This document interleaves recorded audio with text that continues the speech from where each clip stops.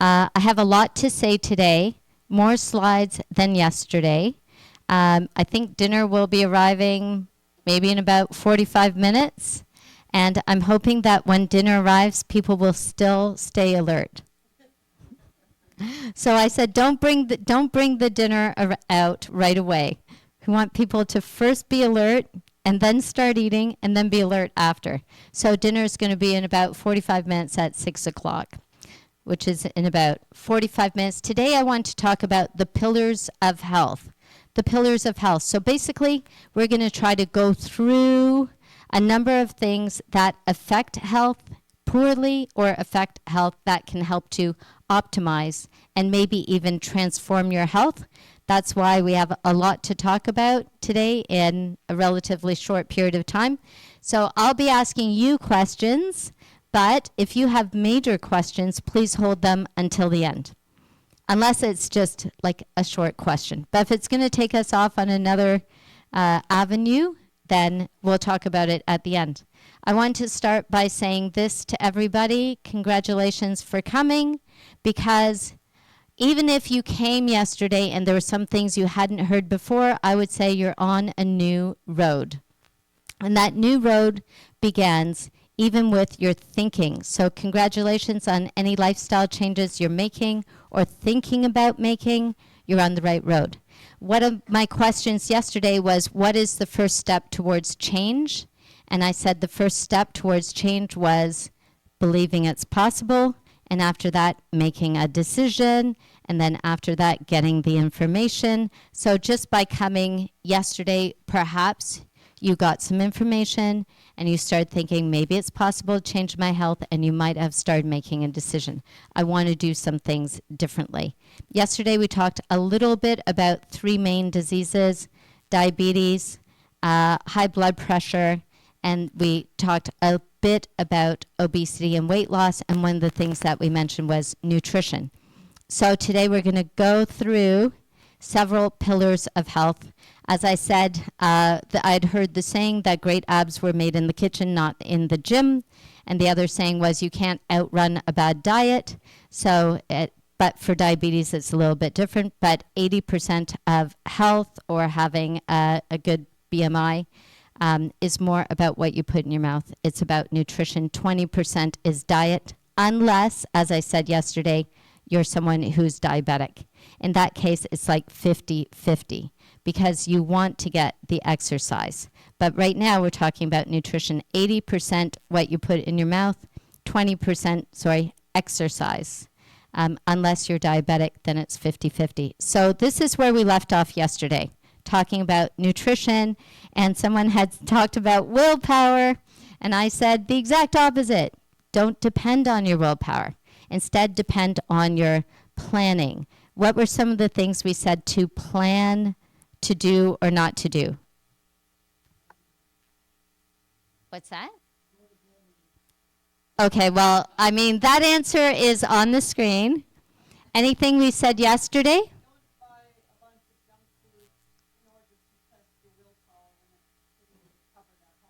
All right. That actually is about 3 answers in one. Yes. Number 1, remove ultra-processed foods. So don't buy ultra-processed foods. Number 2, don't test your willpower by having it in the house. So remove it. Remove the temptations from sight. And that way you're not depending on your willpower to not open the pantry and take out those Doritos. They're just not there. The second part of that is depend on your planning. So your planning would be, I'm planning to fill the pantry instead with nuts, seeds, fruits, vegetables. So when I do get that little bit of a craving, or I've had an emotional day, because often people are eating out of emotion or stress, not because they're hungry, the Doritos aren't there. So don't plan on putting yourself in that position of temptation. Instead, the celery or the carrots or whatever it is there. And you have to go out of your way to get Doritos. It's easier here in Lillooet. I mean, it's not as far. The store is close, but there's still several steps. So you're making it a little bit harder. So depend on your planning. And the other thing that helps is going to bed early. One of the things that I've found is most people can go for about 4 hours or 4.5 hours without eating. They're okay. But if they go for 5 hours without eating, 5.5 hours, they start getting peckish. At about 6 hours, you're ravenous for most people. And at that point, you will eat nearly anything. So if you finish eating at about 6:30 p.m., which is my general recommendation, we're starting at 6 o'clock today. And part of that thinking was if you start at 6, you're most likely going to be finished at around 6:30. And then after that, the kitchen is closed and the mouths are closed as well. And then you go straight through until the following day. If you finish at 6:30, but then you go to bed at 1 o'clock in the morning, by about midnight, you're going to get hungry and you end up going for, that's why it's called a midnight snack, because right around that time you get hungry. So one of the answers is go to bed early, which sometimes I do, and very few times I don't end up doing that. But go to bed early. This way you're not in a position of depending on your willpower. It's midnight, I haven't eaten since 6, and I'm really hungry, but I'm trying not to eat anything. So going to bed early takes care of that. What time's early? Actually, today we're going to talk about sleep and the times to go to sleep. And I'm going to try to speak as quickly as possible because I have so much to say about sleep. But depending on what time you're going to bed, you will receive more deep sleep or less deep sleep, more REM sleep or less REM sleep. So we'll talk about the times when we get to sleep today. As we continue on nutrition, one of the things that a lot of people do is they go to the store and they don't realize that what you're buying, we said that a lot of the salt is in the processed food. Well, a lot of the sugar is also in the processed food. So you don't realize that what you're buying has a lot of hidden sugars in it. I was so surprised when I looked at the label of a bread. It wasn't Silver Hills, but just a common bread. I don't eat a lot of bread, but I thought I'm going to go to the store as though I'm going to the library. I'm preparing to read. It was kind of a test for myself.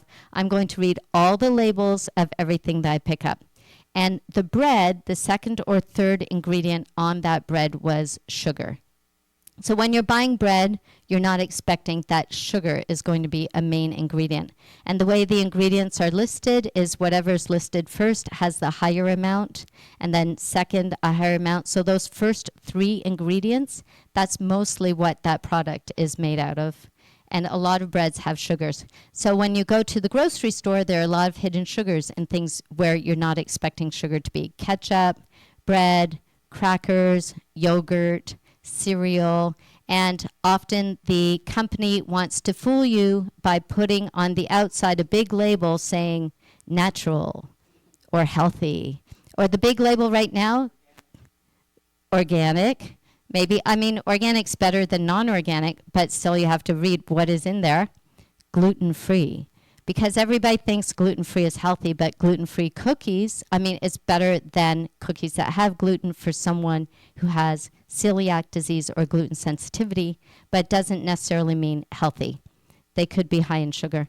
So read the label. Always read the labels when you go shopping. The big print tells a story. The small print tells the truth. I had a friend who would always say, the big print giveth, and the small print taketh away. So read the small print. We want to avoid hidden sugars. If you look at this label just as an example, this is a label from a breakfast cereal. And breakfast cereals are notorious for being high in sugar, and kids really like breakfast cereals. And so our kids are, and I ate a lot of sugary breakfast cereals, our kids are starting their days off with a burst of sugar. So it's no wonder that a lot of kids are what you would call misbehaved, and then they crash, and then they don't have energy. So with this breakfast cereal, as I said, the first few ingredients tell you what it has the most of. So first ingredient, rice. Second ingredient, sugar. I won't go through everything, but I want you to just take a moment because the label doesn't always say sugar. There are different names for sugar. I want you to count the number of times you see sugar. A little bit of it is cut off, and just take a moment to count how many times you see sugar there, which I'm going to do because I don't remember as well.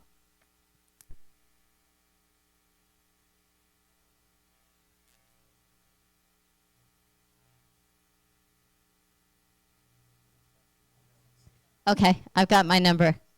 How many people say 5? Okay. How many people say 4?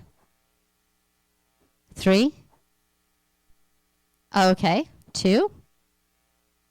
How many people say 6? Okay. How many people say 7? 7 times. Different types of sugars. So second ingredient here is sugar. So basically this breakfast cereal is mostly rice and sugar. But if you go on beyond that, then under the clusters, second line, sugar, third line, sugar, and beside that, high fructose. Sorry, it's cut off, but that's high fructose corn syrup, which is sugar, malt flavoring, which is sugar, and then a little further down, the second to last line, modified molasses, which is sugar, and we end off with more sugar, high fructose corn syrup. Oh, well, I grew up eating Raisin Bran, and I thought it was so delicious. And then as an adult, I got Raisin Bran once, and those raisins are white because they're just like lined with sugar. So this would not be a good breakfast cereal, but most people would probably not go through all the ingredients. They would look at the front and see something like rice something or other, rice clusters. Say, oh, that seems good. Yes. How about adding your honey or honey in cereal? Adding honey? Not bad. I mean, if you wanted to sweeten something, it really depends on how much. I like maple syrup. I literally drizzle a little bit of maple syrup if I want to add a sweetener. But honey is not bad. If you have type 2 diabetes, I wouldn't recommend adding honey, but it's okay. Yeah. So it might be something that's a natural sugar and they're not adding sugar to it, but then the question is, what are they adding? So one of the mystery ingredients is natural flavorings and artificial flavorings. Does anyone know what a natural flavoring is? It's anything that originally started as a plant or an animal. So it could be a secretion from an animal. I won't say more because I won't describe exactly what some of these natural flavorings are. And then they take that and they work on it in a lab and change the flavor a little bit, and then they can say natural flavors, and you don't need to know where that originally came from. But we want to avoid those. Some of the original natural locations are pretty distasteful, let's say. Generally, you want to remember this. The most is first, the least is last. So whatever element is in there that has ingredient that has the most, they put it first, and whatever ingredient has the last, they put it at the very end. But on the front, they're not going to say this cereal is full of sugar. They're going to say something like organic, healthy, natural, etc. The big print tells you one story, and the little print tells you the truth. So when you go shopping, we want to avoid ultra-processed foods. Usually the foods that you're shopping for that are a little healthier are on the perimeter of the grocery store. So the very, very outside where all the fruits and nuts and vegetables are. And then those rows in the middle, that's where you kind of get tricked a little bit. But read the labels. As we said yesterday, we're avoiding foods that are not real. As you said, avoiding ultra-processed foods. If you're not sure if it is a real food or not, ask yourself, what tree did it fall off of? What bush did it grow out of? Did it come off or out of the ground? Somebody said something about potatoes yesterday, and I said, potato chips are from potatoes. But you could go with the basic principle. So with most of my patients, because I don't want to overwhelm them with a bunch of rules, we work with basic principles. So the principle is you're eating foods that grew naturally. And then the second principle is you're eating foods in their natural form. So in its natural form, as I said yesterday, potato chips aren't the natural form. The natural form is potatoes. So you want to eat potatoes and not potato chips. And the same thing is here. You want to eat corn and not corn chips. You want to eat strawberries, not strawberry ice cream. So get it in its original natural form. And that's all we're going to say right now for nutrition, but we'll talk a little more about nutrition tomorrow and Thursday when we talk about weight loss. But today we're covering the pillars of health. The number one pillar, nutrition, what you put in your mouth. But there are many other pillars. Second, exercise. So I said the ratio for health generally was 80% nutrition, 20% exercise. But there's so many benefits to exercise that we don't realize. And I said if you have diabetes, then it's 50% what you put in your mouth, 50% exercise, because exercise gives you the opportunity to burn up the sugar and keep your blood sugar levels lower. I had mentioned 150 minutes of walking. That walking is not a stroll, so this girl is going for a stroll. And instead, I said that brisk walking is your best exercise. This guy is brisk walking with a little bit of a glitch. So the Canadian Heart and Stroke Foundation recommends 150 minutes of exercise. Many people have a dog, and people don't want to take their dogs for a walk. So my question is, was this you this morning? A lot of people think if only I could just put my dog on the treadmill and then I don't have to go outside and walk. But if you have a dog, take advantage of that opportunity to walk your dog. And the dog forces you. Don't just let the dog out. Go for a walk with your dog, and that's an opportunity to get some extra exercise in. When it comes to exercise, there's really no cheating with exercise. Often we want to do the least amount of effort when it comes to exercise and get the biggest benefit. There are certain exercises that really render a great yield, you could say, but I'm talking about walking. But when it comes to exercise, cheating doesn't pay off, and many people, when they go to exercise, they're not really doing it in the way that they should. So one of the things that you can do if you have access to a treadmill or the treadmill at the gym, if you want to take, let's say, 20 minutes of walking on the treadmill and you want to get the most out of that time, of course, you don't want to sit down. But what you can do is just raise the incline a little bit. So instead of the incline being on 0, the incline's on 1. I mean, I see people with the incline on 12, and they're like climbing Mount Everest at the gym. But you could just put it on 1, so you get a better workout, and it's still only 20 minutes. One of the benefits of exercise is the way that it affects mental health. So how many people here feel, hopefully everyone goes for a walk every once in a while. When you go for that walk, you're like, I'm tired, I don't want to go, but afterwards you feel great. Has anybody experienced that? That's me nearly every day on my way to the gym. It's because when you're exercising, your brain secretes certain hormones. Does anybody know those hormones are chemicals? Yes, one of them's endorphins and serotonin. Excellent. There's one more. Oh, what was that? Dopamine. All right, you guys got all three. Endorphins are feel-good hormones that kind of change the way you experience pain. So pain level goes down. Serotonin is known as the happiness hormone. Dopamine is known as the pleasure hormone. Are there any runners here? Anybody who runs? Okay. So I am an ex-runner who's trying to be a runner again. But one of the things that I heard about running that I thought was really curious was when you're running and you hit a certain point in running, people experience something called the runner's high. Have you ever experienced that?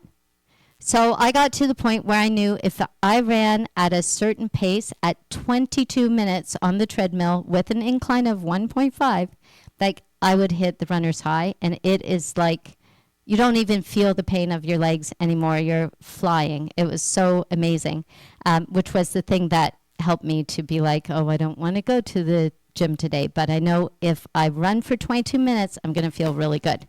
So the runner's high is about those bliss hormones. When you exercise, your brain's secreting endorphins, serotonin, dopamine. And those hormones make you feel so much better. They affect your mood, but they also neutralize the hormones of stress. So if you had a stressful day and your blood level is high in cortisol and adrenaline, and then you go to the gym and then your brain's secreting dopamine, serotonin, endorphins, after that, you feel good. It's kind of like the neutralizer for stress.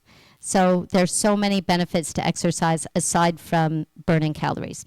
Exercise produces changes in the part of the brain that regulates stress and anxiety. It can also increase brain sensitivity for the hormones serotonin and norepinephrine, which is like adrenaline, which relieve feelings of depression. I was reading of a study just recently. It was a mouse study where they had two mice who had really cozy cages, and in one cage they had a running wheel. So the mice are nocturnal animals. So those mice, this mouse in particular, was running a lot on the running wheel. In the other cage, there was no running wheel. And after a while, they took both mice at night and suddenly just dropped them into freezing cold water. This isn't a nice story, actually. But they dropped them into freezing cold water. And then afterwards, they wanted to see how their brains had responded to a sudden, stressful, and traumatic experience. And they noticed that the mice who had been running, their brain automatically began secreting. So I'm supposing they took blood tests and some samples, a lot of GABA. So GABA is a natural anti-anxiety chemical that our brain secretes to help us calm down. And so that mouse that had been exercising did not respond the same way that the other mouse who had not been exercising responded. He had a lot of cortisol in his blood, and the other mouse had a calm experience, and one mouse had a traumatic experience. This is the interesting thing about exercise and stress, and we will be talking about stress today. And I don't see the person here who was asking about stress yesterday. But exercise basically helps you to handle stress. It causes your brain to secrete a lot of these chemicals that make you handle stress in a different way than someone else. So both of you might experience a traumatic or difficult situation. You might both be in the room, but your brains respond differently based on whether or not you've been exercising. Isn't that amazing? So exercise goes beyond something that most people think of for weight loss only or burning blood sugar. It's also a great addition for mental health. Moving on to water. Up to 60% of the human adult body is water. So before I start talking about water, and I have my water here, how many people drink more than this bottled amount, which is 500 milliliters of water per day? You guys are doing amazing. How many people drink 2 of these per day? Okay. Wow. How many people drink 4 of these per day? Okay. You know what? Okay, this part's over. Everybody's doing it, so we'll skip water. So most people ask me, how much water should you drink per day? And this is more according to the National Academies of Sciences, Engineering, and Medicine has determined an adequate daily fluid intake. So this isn't water only, but for men it's 3.7 liters per day. For women, 2.7 liters of fluids a day. So that's not water only. It could be other fluids that you're drinking through the day. Yes?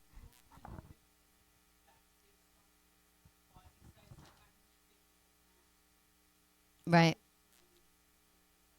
Yeah. I'm not sure how they determined it, like the male and female. Is it weight, height, something about estrogen versus testosterone and the way that our bodies process water? So, yeah, not sure. But based on this, I know it's just an estimate. This is where I get my estimate of water for men and women. So I usually say for women, you want to drink at least 2 liters of water per day. For men, 3 liters of water per day. So what does water do?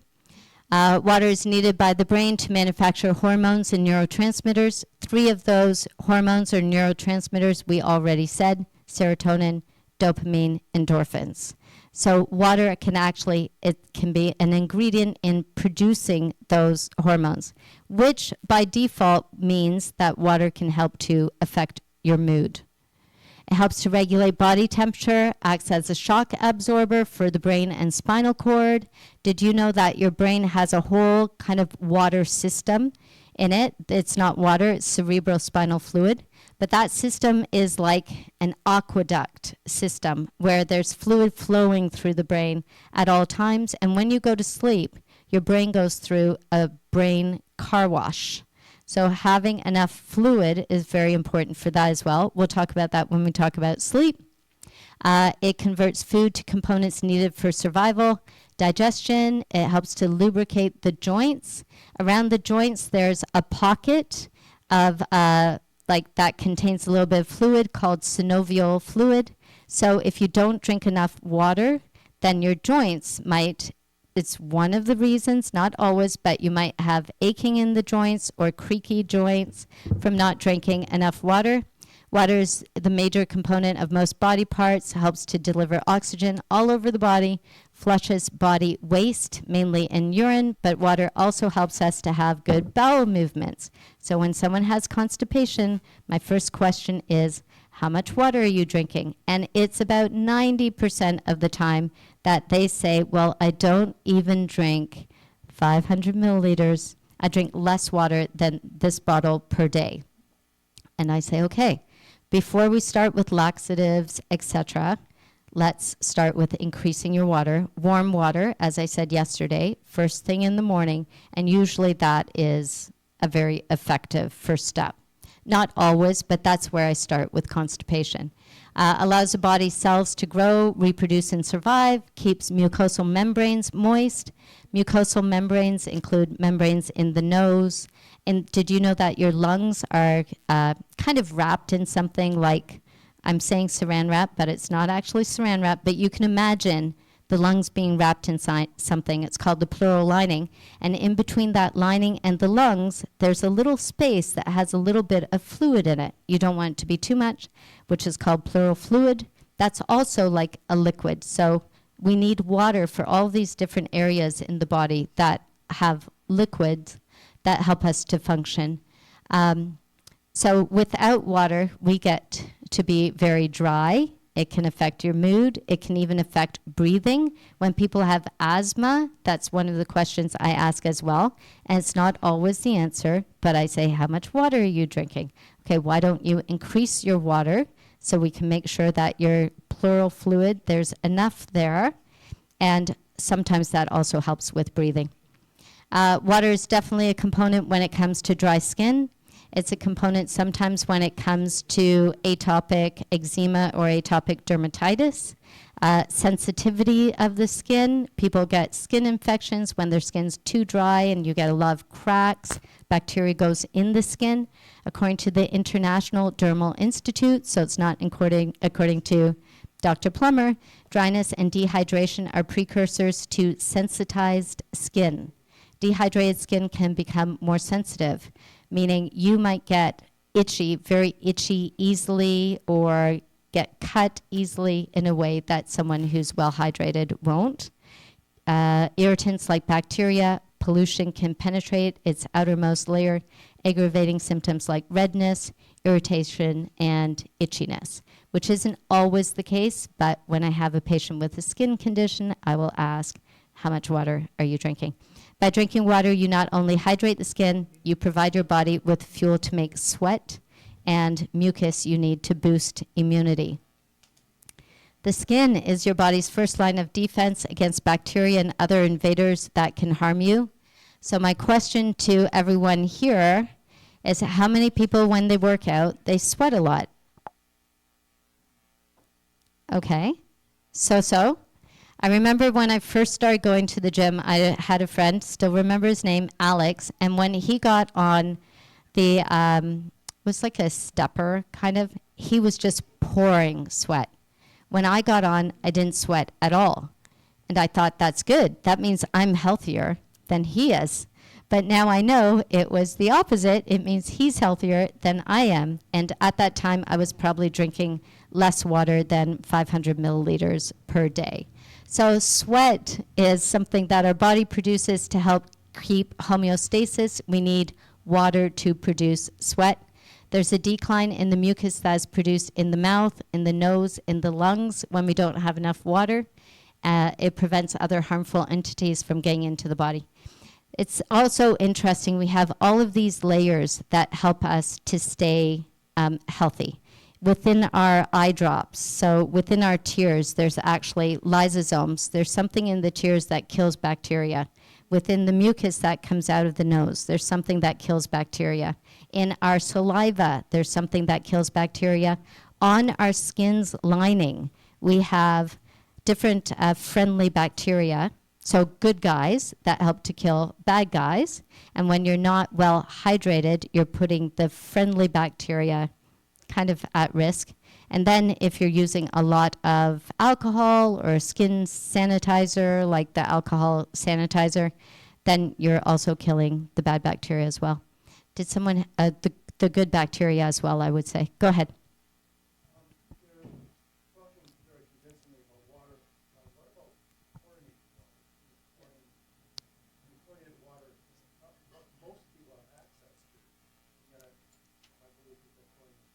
Okay. Chlorinated water or fluoride or water? I'm just talking about normal, most of the cities in the world, the civilized world, are using chlorine in the water Okay. to basically kill things.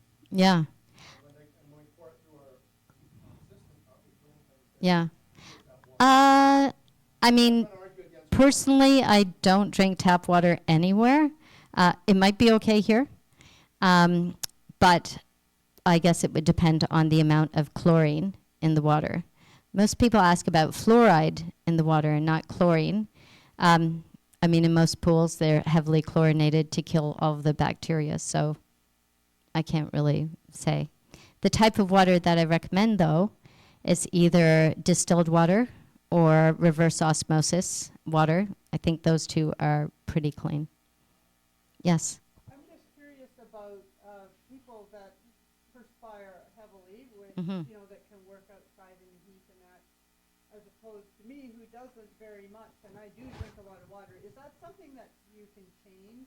Thinking of sweat as a good thing? So are you working outside? I can't because I just can't handle it, yeah. I just wondered if that is something that can change with diet, the amount that you do sweat? Right. It can change diet, health, etc. So at that time, I wasn't sweating a lot, but I was just at the point of losing weight, changing my diet, removing ultra-processed foods, etc. And now I do sweat. You sweat more now than Yeah, you did? definitely. But I was sweating not at all. But there are then some conditions where people oversweat, which is abnormal. Yeah. I drink normal water Okay. during the day, but if it is a rainy day, it seems that my body absorbs the water, and I have to go off. And a few days I was in Vancouver, was very wet. Yes. Oh, was I ever wet?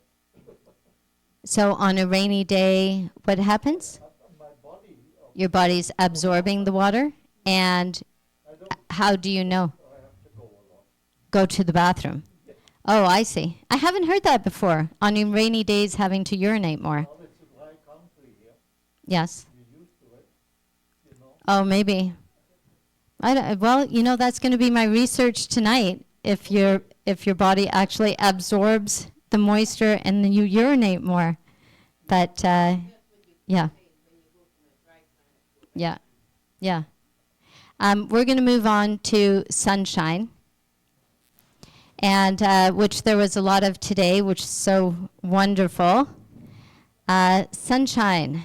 There has been an association for quite a while, and in studies with low vitamin D and low mood or low energy, as well as low vitamin D, and that being an aspect of depression.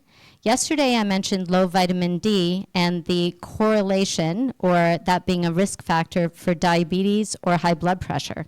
So most people don't realize that low vitamin D can be a risk factor for those diseases. I think most people feel happier when they're in the sunshine. Is there anyone here who does not feel happier in the sunshine?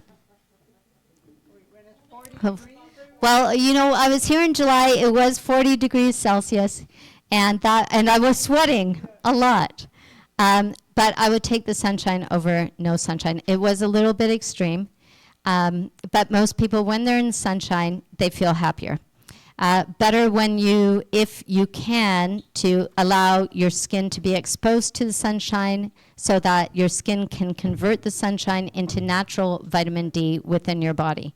But when vitamin D levels are low, people experience low mood, depression, fatigue, lack of energy, brain fog, cognitive decline.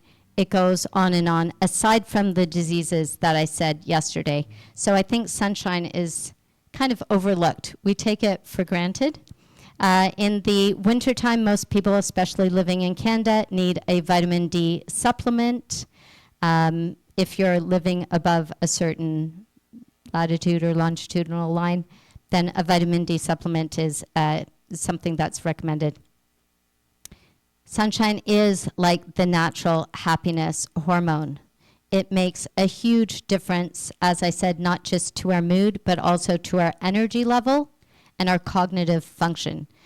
Maybe you've experienced this. I know I have. When I go outside, I'm in the sun. Sometimes I think it's a coincidence. It's just like I feel a little bit sharper.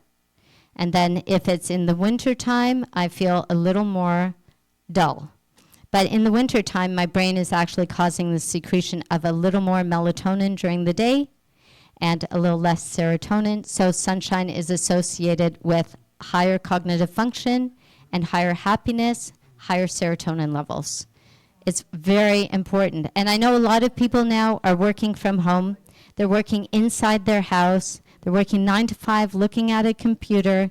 And I love people go outside. So I would encourage you, take a break.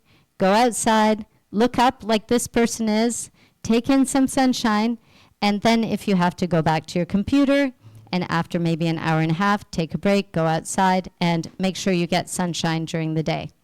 I would say grab the sunshine while you can, because before you know it, it's going to be gone. As I said, sunshine can help with depression. There are other things that can help as well. Some natural herbs, flowers, etc. And we'll talk a little more about that later in the week. But right now we're talking about what natural things are available to us. Water, sunshine, and the next thing would be this, air.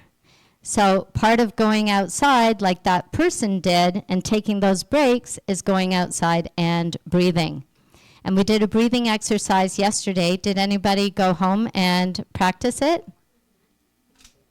Yes? Okay. We did the breathing exercise. You had mentioned the box breathing, where you're breathing in your nose for 4. With the box breathing, you hold it, and then breathe out for 7, and then hold it. Or you can just do breathing in your nose for 4, breathe out for 7. And that really helps with calming the nervous system. Everybody's breathing, but a lot of people are not breathing properly. So a lot of people are shallow breathers, meaning you're just taking in a little bit of air, taking out a little bit of air, and that's how you go through your day. Did you know that there's actually a way of breathing that helps with weight loss? I know it seems too good to be true. And you're going to say, like, what are these tricks that you're telling us? You can breathe your way to losing some pounds. Does that sound like baloney?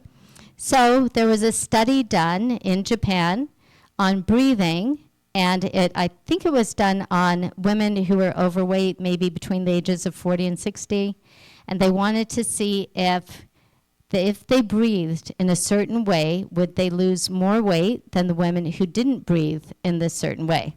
So I probably have your attention now. So the research shows that regularly practicing breathing exercises may be linked to increased weight loss and reduced body fat. Does everyone want to know how you breathe for that? Hopefully people would say yes. Have we hit sleep yet? So it's not breathing like this. And, okay, maybe. It is not breathing like this. It was something that's now found in the 2010 Journal of Biomedical Research. And the breathing is called Sonobi breathing. This is just to fool you guys. You don't have to do that to lose weight. It's now recommended as a first-line treatment for obesity. And the breathing actually looks more like this. It's a breathing where you can do it standing up or sitting down, and that's what they did in this study. Standing up or sitting down where they're stretching their hands above their head while breathing in their nose, and then a deep breath out. Something similar to what we did yesterday. In this study, they collected urine before and 30 minutes after just doing 1 minute of this type of breathing, which is called Sonobi breathing. Samples were sent to a laboratory in Saitama, Japan, where concentrations of adrenaline, estradiol, and growth hormone were measured. So it was definitely women. And they wanted to see, with the breathing, did it affect their nervous system, how much cortisol was being secreted, how much adrenaline was being secreted, because when we are calmer, our body basically doesn't hold on to fat as much. So they noticed that there was a decrease in sympathetic nerve activity, so a decrease in a fight or flight kind of response. In the women that they were studying, they were obese women between the ages of 40 and 50 years old. And they had a significant loss of body fat after just 1 month. They ate 3 days. They ate 3 times a day, and they did the breathing before each meal. So basically, before the meal, I have recommended this to my weight loss groups to do 1 week, not 1 month, because most people find it difficult. But 1 week before they sat down to eat, they would sit or stand and breathe like bringing your hands up in the air, taking a breath in the nose, longer breath out the mouth. And I asked them, instead of timing it 1 minute, just 3 breaths. A breath in the nose, longer breath out the mouth, a breath in the nose, longer breath out the mouth, and then I tell them to eat. I mean, it was hard because they were losing weight anyway. They were on a meal plan, they're exercising, but they did continue to lose weight. That was my little clinical study. So this is what they found, that breathing alone, because of the way it affects the nervous system, it brings you into such a calm state and you digest better and cortisol levels come down, your body doesn't hold on to fat, and in this study, after 1 month, there was a significant loss of body fat. Notice it doesn't say significant loss of weight. It's significant loss of fat, which is different because you can lose weight, but you could also lose muscle. You can lose water. So what's on the scale doesn't necessarily reflect how much fat you've lost, and they lost fat. Kind of interesting, right? Other things that are found with breathing. This is from the 2018 Journal of Physical Therapy Science. And what they found was breathing in a way where your diaphragm goes up. So you're making an effort to breathe, and it's like your whole chest raises. It's called diaphragmatic breathing. And doing breathing exercises like this can influence your RMR. What is RMR? If you come on Thursday between 10 and 4 and you do the in-body machine, it will tell you what your RMR is. RMR is resting metabolic rate. So this is basically how many calories your body is burning when you're sleeping, or how many calories is your body burning just to keep you alive. And if your body is, the supposition is if your body is burning more calories, then you will lose weight, or it will be more difficult for you to put on weight. Some people refer to this as their metabolism, but there's so much more involved than metabolism, but just kind of layman's terms, they'll say, I have a fast metabolism, or I have a slow metabolism. It's based on your RMR. How many calories is your body burning when you're not trying? And just by doing this type of breathing, it can increase the amount of calories that your body's burning at rest. That's good news. I'm not saying don't exercise and don't pay attention to the food that you're eating. Just focus on the breathing. But these are little things that you can add. The effects of breathing exercises on resting metabolic rate and maximal oxygen uptake. And what they found in that study is that breathing exercises can increase your resting metabolic rate and how much oxygen you're taking in. So it increases oxygen, it increases your metabolism, and when oxygen goes up, our cognitive function goes up as well. So you burn more calories and you're going to feel sharper or brighter.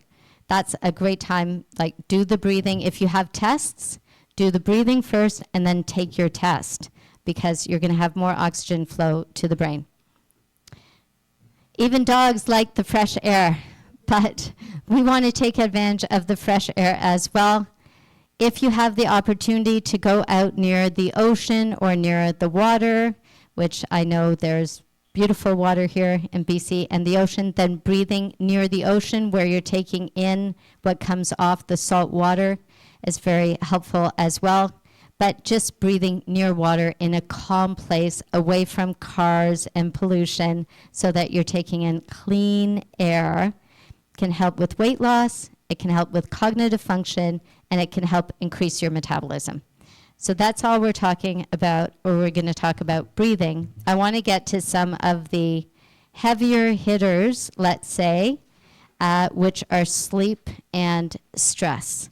So we're going to be spending most of our time now talking about sleep and stress, but I think maybe shortly, we're going to say a prayer over the food once the food comes. I am going to say the word sleep many times. Don't take it as a command. So now we're going to talk about sleep, meaning don't fall asleep while I'm talking about sleep. People's sleep requirements vary, but generally speaking, research has observed changes in weight. A lot of people don't realize that one of the things that might be making it difficult for them to lose weight is that just not getting enough sleep. They might think it's the nutrition, it's the exercise. Yes, we already said that. But sleep affects weight loss, and poor sleep can lead to weight gain. So people's sleep requirements vary, but generally speaking, research has observed changes in weight when people get fewer than 7 hours of sleep a night. How many people here on average get, let's say, fewer than 5 hours of sleep a night? Okay. How many people here get, on average, fewer than 6 hours of sleep per night? Okay, you guys are good sleepers. How many people here on average get fewer than 7 hours of sleep per night? Okay, how many people here on average get 8 hours of sleep per night? This is my average. Okay, how many, for the people who didn't put their hands up, are you guys just not sleeping? It's like, we're going up. Okay, how many people here get more than 9 hours of sleep per night? Really? Wow. It's interesting with sleep. When you look at the different times, like under 5 hours of sleep has been found to lead to weight gain in studies. They've done studies where they've had people stay like in a sleep study kind of situation, and they deprive them of sleep down to 5 hours of sleep per night for 5 days in a row, and they gain nearly 2 pounds in 5 days. 5 hours of sleep per night. So generally with weight loss, it's 7 hours of sleep or more helps with weight loss. 5 hours of sleep or less causes weight gain. But then when it comes to too much sleep, there are also studies showing that over 9 hours of sleep, 9 to 9.5 hours, above that can lead to depression. So it's kind of like finding that sweet spot, which is somewhere between 7 hours of sleep per night and 9 hours of sleep per night. Yes, go ahead. And is that like consecutive hours, or is that like that many hours over 24 hours, or like split up throughout the night? Does it Yeah. matter? It does matter. It's consecutive hours. And with disrupted sleep, which we're going to talk about in a few moments, there's a very different effect. So even in those studies, it was 5 hours of consecutive sleep. A major review found that short sleep duration increased the likelihood of obesity by 89% in children and 55% in adults. So I better move it then. Don't look at her anymore. Yawning actually promotes more yawning. I don't want everybody to get sleepy. Don't look at this slide too long either. What happens when you're not getting enough sleep? How many people here have felt like I really want to go to the gym, but I'm just too tired? This has happened to me many times. Lack of sleep decreases your motivation to exercise. It stays up here, but you don't actually feel like you have enough energy to get up and exercise. There are a few other things that lack of sleep does when it comes to the way that we eat. Poor sleep can increase your calorie intake by increasing late night snacking. It increases our portion sizes. It increases the time available to eat. You end up waking up late. Oh, I only have time to go to, I don't know if there's a Tim Hortons here, or you end up grabbing something easy, a bagel, a muffin, I don't know, maybe a donut, instead of having the time to actually take time to eat your breakfast. It's interesting with portion sizes and lack of sleep. When we don't get enough sleep, the hormone of stress is called cortisol, is higher. When cortisol is higher, we don't quite interpret the signal of fullness the same. So when cortisol is high, you just keep eating and eating and eating and eating, and you end up eating a higher portion size the day after you had a poor sleep than you would have had you slept. So portion sizes and satiation are a big thing. Many people ask this question, what is really happening to me when I sleep? I won't be talking about dreaming, because that's well, I mentioned one thing, but that's a completely different topic.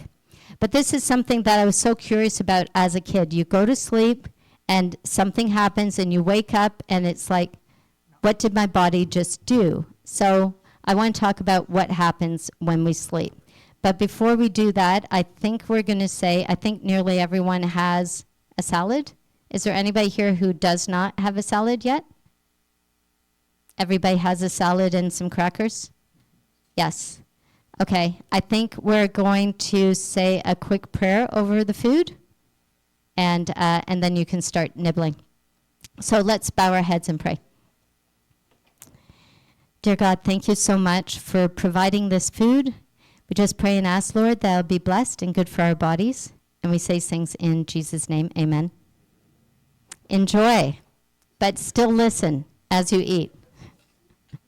What happens when we sleep? So I'm going to get a little technical, but hopefully you'll get the general idea. And I don't know if you can completely see what's on the slide. What happens when we sleep? When we sleep, we go through different stages. I'm sure that you've heard of REM, the sleep stage, not the band. It's one of the sleep stages. REM standing for rapid eye movement. Basically, when you're falling asleep, you go into stage number 1. It's called light sleep. I have a cousin that when he's falling asleep, this usually happens when we're watching a basketball game, he's falling asleep and then his arms start twitching. His leg kind of jumps a little bit. Does that happen to anybody here when you're falling asleep? This happens to me sometimes. When you're falling asleep in stage 1, that's light sleep. And when you're in light sleep, that's when you can get the twitches, which are called hypnic myoclonia, also called sleep jerks. And we're not sure why that happens. It could be stress. It could be anxiety. It could be caffeine before you're falling asleep. But stage 1 is known as light sleep. This information is actually from the National Sleep Foundation. There are basically 2 types of sleep. There's REM sleep, which accounts for 25% of our sleep time, and there's non-REM sleep. 75% of the time we're in sleep. So your body is going through these different stages as you sleep. Stage number 1, light sleep. This is where you might, your arms and legs might twitch a little bit. Stage number 2. Stage number 2 is the intermediate stage between light sleep and deep sleep. It is non-REM sleep. It's a period of light sleep right before you fall into deep sleep. Your heartbeat and your breathing begin to slow down. Your muscles relax. Your body temperature drops. Your eye movements stop completely. Your brainwave activity slows, and then you get these bursts of electrical activity in your brain. You spend more of your repeated sleep cycles in stage 2 than in any other sleep stage. And then after that, you drop down into stage number 3 or 4, which is called deep, deep sleep. We need a lot of deep sleep to feel refreshed in the morning. If you don't feel refreshed in the morning, it means you did not get enough deep sleep. This is the most restorative and deepest stage of sleep. It occurs in longer periods in the first half of the night. It occurs in shorter periods in the second half of the night. Your heartbeat slows down. Your breathing slows down. Your blood pressure goes down. Your muscles become really, really relaxed. And if anybody has tried to awaken somebody in deep, deep sleep, it's really hard. You can call their name. You can shove them like their shoulders. You can even hit them a little bit and they won't wake up. I don't often sleep in an incredibly deep sleep stage, but a few years ago, we were doing a health retreat, and it was in this beautiful location in the woods, and there were maybe 8 of us in a room. We were all in bunk beds. I was the only naturopathic doctor, and I was there in the bunk beds with my students. And I woke to somebody literally shaking my shoulder, "Dr. Plummer, wake up!" And I guess I was in a very, very deep sleep because she had been shaking my shoulder and calling my name for a long time. Literally my whole body shaking. So that's what deep sleep's like. When you're in deep sleep, very difficult for people to wake you up. Your brain waves become very slow. Blood pressure goes down. Blood supply to your muscles increase. So if you've had an injury, this is why they'll say rest so you can repair. If you've had an injury, you want a lot of time for deep sleep. That's when your muscles are going to repair, your ligaments repair, your bones repair, tissue growth repairs is happening and repairs happening at that time. Energy is restored, protein regeneration is happening, and this is where hormones are released like growth hormones, including hormones that help with muscle development. It is a very important stage of sleep. And then after that, you go into REM. So REM sleep, the first stage occurs after 90 minutes after you fall asleep. It gets longer at later in the night. What happens when you go into REM? REM standing for rapid eye movement. Your eyes begin to move from side to side. You have mixed frequency brainwave activity. Your heartbeat becomes faster and more irregular. Your body's becoming, this is normally where a lot of people dream.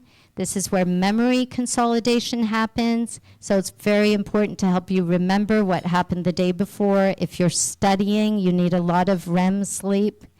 It's also very important just for long-term memory to get a lot of REM sleep when you're younger so that you can have a good memory when you get older.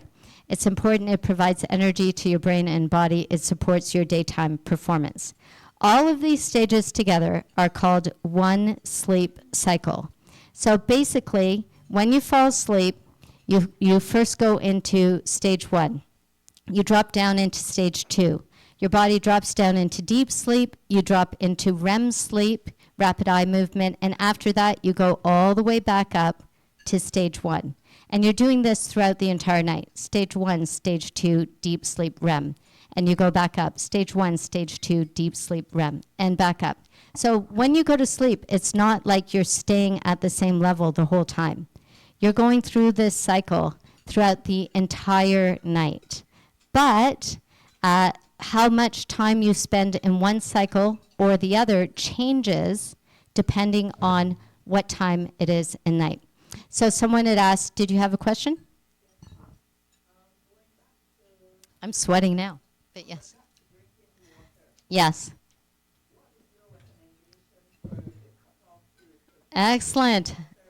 I'm right about to talk about that. So the question was, what is my recommendation for the cutoff for drinking water or liquids because it can affect sleep, which is exactly what I was going to say. When you go to sleep, so you had asked about sleep being continuous or disrupted.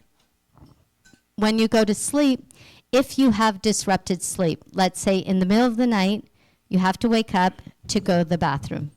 I won't ask how many people that happens to while you're eating. But for a lot of people in the middle of the night, they have to wake up, they go to the bathroom, and they think it doesn't affect my sleep because I fall right back asleep. But now you know it does affect your sleep because you wake up, You go to the bathroom and you don't drop right back down into deep sleep. You go to stage 1 and then stage 2 and then deep sleep and REM. Okay, imagine if you're doing this, going through the stages and then, oh, I have to go to the bathroom again. You wake up, you go to the bathroom the second time that night. You go back into stage 1, stage 2, stage 3, REM again. So disrupted sleep is very bad for sleep quality because you have to go through the stages of sleep. What's even worse, and some people ask the best time to sleep, is earlier in the night, you spend more time with your body hovering in deep sleep. So you'll start stage 1, stage 2, you drop into deep sleep and your body stays there for longer. Then you drop into REM and you go back. Stage 1, stage 2, you stay in deep sleep and then into REM. Later in the night, your body spends less time in deep sleep. So the second half of the night, your body spends more time in REM. So you go stage 1, stage 2, deep sleep, and then you drop into REM. Stay there for longer, and then back into stage 1. Now imagine if you're waking up twice in the night. You wake up once earlier in the night. So now you've disrupted the deep sleep. You wake up a second time later in the night. Now you've disrupted REM sleep. So I actually recommend a cutoff time for drinking all liquids, whether it's water, something healthy, even something like chamomile tea, because when you drink those things, it's going to disrupt your sleep. Your bladder can't hold that much liquid. A lot of people drink it right before bed, so they don't have the opportunity to go to the bathroom before they go to bed, and your bladder, full bladder wakes you up. The cutoff time that I recommend is 6:30 p.m., between 6:30 and 7 p.m. And basically, the cutoff time for eating is around 6:30 p.m., the cutoff time for drinking is around 7 p.m. And then between 7 p.m. and your bedtime, you want to make sure that, obviously, you go to the bathroom as much as possible. A lot of people like to keep a bottle of water, speaking of water, no, it's a glass of water on their night table. Maybe I'll ask, how many people here keep a glass of water on their night table? Oh my goodness, no. And I think, as you were saying, I think it's like osmosis. The water just goes into your body with it sitting there on the night table.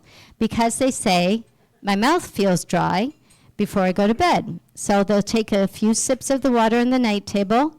In the middle of the night, they have to go to the bathroom. They'll go to the bathroom and they come back, take some more sips of water, go to bed, and then they have to go to the bathroom again. So my first rule for having better sleep and non-disrupted sleep is stop drinking after 7, no drinking after 7 p.m. The second rule, and I had a woman that, a patient, that for 6 months we argued about this because she was a little bit older, she had high blood pressure, and disrupted sleep causes your blood pressure to go up. Having continuous sleep without disruption, high quality, deep sleep causes blood pressure to go down. So her blood pressure was high, and she wanted to not be on medication. She wanted it to go down. I said, you need to sleep through the night. But she was waking up to use the bathroom. So I finally convinced her no water after 7 p.m. But she wanted to keep the glass of water on the bedside table. And I said, just take the water away, because you're going to be tempted. She said, no, I'd like to have it there just in case. So rule number 2 is remove the glass of water that is by the bedside table. And you might say you're not going to drink it, but usually most people do drink it. When you stop drinking after 7 p.m. and you move that glass of water away, you might find that you have dry mouth. And it's just a matter of getting your body acclimating to it. Your mouth won't be dry after that. But for some people, it's an indication that you're just not drinking enough water during the day. And so people are making up for it at night. So, sorry, that's a long answer to your question. 7 p.m. would be the cutoff. Someone had asked the best time to sleep. I think you asked that. Yes? I'm just wondering about the or the deep sleep in the first half of the night, is that Yeah. like first half whenever you sleep or first half by the clock, if you know what I Right. mean? Yeah. So part of that question is there a best time to sleep? And that would bring us to the question of going with your body's natural circadian rhythm, which actually changes. I mean, it doesn't really change, but for some people who are shift workers or night workers, their body's trying to adjust to a different circadian rhythm, which the circadian rhythm is like your body's natural clock. So if you're going with the body's natural clock, you kind of base it on midnight, and the best time to sleep would be a couple of hours before midnight. So that first half of the night where you're spending more time in deep sleep would be between 10 p.m. and 2 a.m. This is in general. If you're not a night worker and you're not working closer to like evenings, and then the second half of the night, which would be between 2 and 6, you'd be spending more time in REM. It doesn't mean that you're not spending time in deep sleep, but to get the highest quality deep sleep for the longest periods, it would be earlier in the night, maybe between 2 p.m., 10 p.m., and 2 a.m. I just want to make sure I understand you right, because Yeah. this thing, it tells me I do not get enough deep sleep. Okay. So going to bed earlier rather than sleeping in later. Correct. Okay. Exactly. Yeah. And I love that people have Fitbits on. It makes my job so much easier when someone says, like, I track it on my phone. But even that, for some people, like, some people aren't comfortable with something on their hand. So that's the thing that stops them from having high quality sleep. But it is great when you can track it. So, yeah, I would suggest going to bed earlier and seeing if it indicates that you're getting more deep sleep. Great. And someone else had asked the best time to sleep. So, as I said, depends on what your rhythm is, especially with work. But overall, it would be going to bed before midnight, a few hours before midnight. So around between 10:30, your body is going to spend more time in deep sleep those first 4 hours. And then the second half of the night, your body is going to spend more time in REM sleep. So that's between 2 or 2:30 and 6 or 6:30 in the morning. So this would mean that you're waking up at around 6:30 a.m. And not everybody is so happy about that. Yes. I understand about the disrupted sleep. Yes. But what is the advantage of napping? A lot of people recommend napping, Yep. especially as you get older. What do you have? What thoughts do you have about napping? Clearly, you're not going to have 8 hours of sleep if you're during the nap. But Yeah. what is an hour of napping? Isn't it good for you? So it's interesting because there are so many societies around the world, and I've lived in a couple of them, where napping is just something like a siesta after lunch. Or I lived in Taiwan for 4 years, and after everyone had lunch, people literally would just sleep at their desk. Like, I remember walking through the office, and it was just like asleep, asleep, asleep. Like, the first 6 months there, I was like, what's happening here? So a little bit of napping can be helpful, but too much napping can then make it difficult to fall asleep at night. So generally, it's between 20 and overall. I mean, it varies per person. 1 hour is too long usually. 1 hour of nap during the day often makes it difficult to fall asleep earlier, and then you end up with a later and later bedtime. But 20 to 40 minute nap can be really refreshing. And then sometimes people are actually, they feel more cognitively sharp after that. Some people ask, why do I get so tired after I eat? And those siestas in those places are after eating, but usually if you're eating a lot of carbs or something that's making your digestive system work harder, then you feel sleepier. If you're eating a diet that's more protein-based, or protein, fiber, complex carbohydrates like vegetables, people eat and they feel more energetic instead of feeling more tired. I'm sure everyone here has experienced that, where you eat a meal that has a lot of maybe pasta, potatoes, bread. After that, within an hour, you can't help yourself, you're falling asleep. But then you might eat a meal like one like we had yesterday with a lot of tofu and vegetables and salad, and after that, you feel like hiking up the mountain. So it's not guaranteed that eating causes sleepiness or causes you to want to nap. It depends on what you're eating. But in answer to your question, 20 to 40 minutes of nap can be very refreshing. And when I was studying at the Canadian College of Naturopathic Medicine, they actually recommended that you nap during the day. This is when you're studying for exams, 20 to 40 minutes of napping, and then study the hard stuff after that. And then a little bit later on, 20 to 40 minutes of napping so you can so you're consolidating what you had studied. But for most people, after 1 hour, it makes it difficult to fall asleep. Then they're falling asleep later and later and later. And then it's like midnight or so, and you're missing out on that deep sleep time. Does that make sense?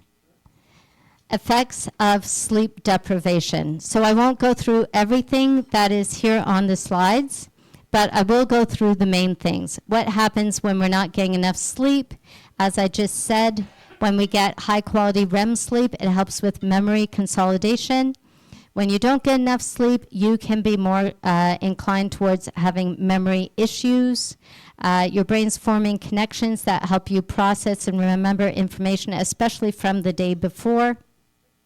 And this can actually have a negative impact, not just on your short-term memory, like what happened yesterday, but a negative impact on your long-term memory. So if you want, there are many things to do if you want a sharp memory when you're getting older, but one of them is start getting better quality sleep and longer duration sleep now for a better long-term memory when you get older. Mood changes. I know for me, when I don't get enough sleep, I get a little bit cranky or irritable.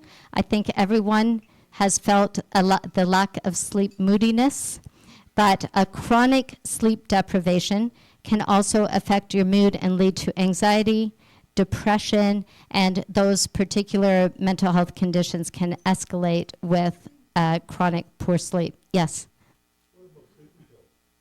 Yeah. Are you saying, do they actually provide the rest? Are you asking if I'm pro or con? So it's interesting. I do have patients who are on sleeping pills, and at least they're getting sleep. I don't actually know if they're getting all of the benefits of the sleep that your body, your body naturally dropping into the stages. But I do know that after a certain period of time, it's difficult for them to fall asleep without the sleeping pill. So I'm always a little bit weary about the dependence on sleeping pills, but so it's a two-edged sword. In one way, at least they are sleeping, but another way, they can't sleep without it. And I have several patients who are kind of addicted, and we try different things to help them. We work with sleep times, not drinking more water so that they don't have to wake up, sleeping with a mask, and I'll tell you why that's beneficial as well, using earplugs, removing anything that's going to make it difficult for them to fall asleep. And then there are some natural herbs and supplements that I find to be very effective as well instead. Yes?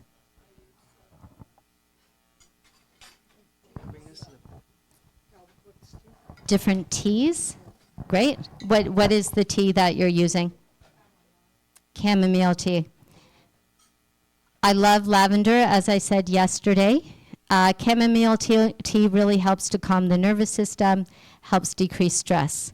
For patients who have difficulty sleeping, and I'm not recommending this because I can't legally recommend anything to anybody who is not a patient. I'm just saying what the studies show. Lavender tea, very effective for helping with sleep as well.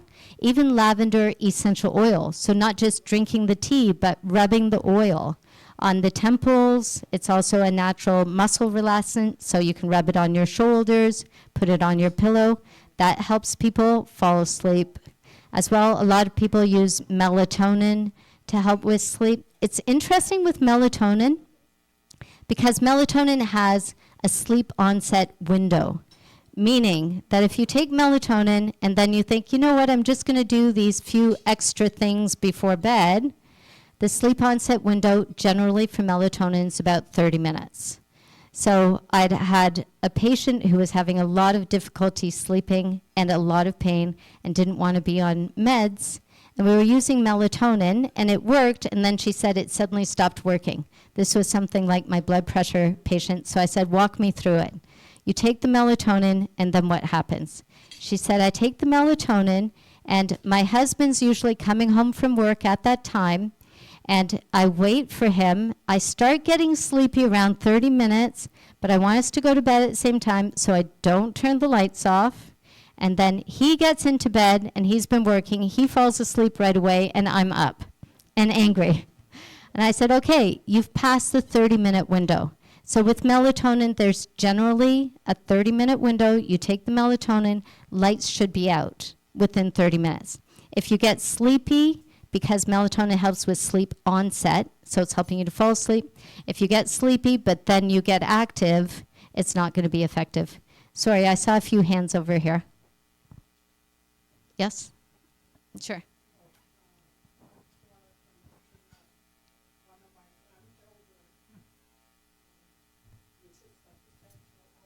Yes? Yeah. Which essential oil? Is it the lavender? Right.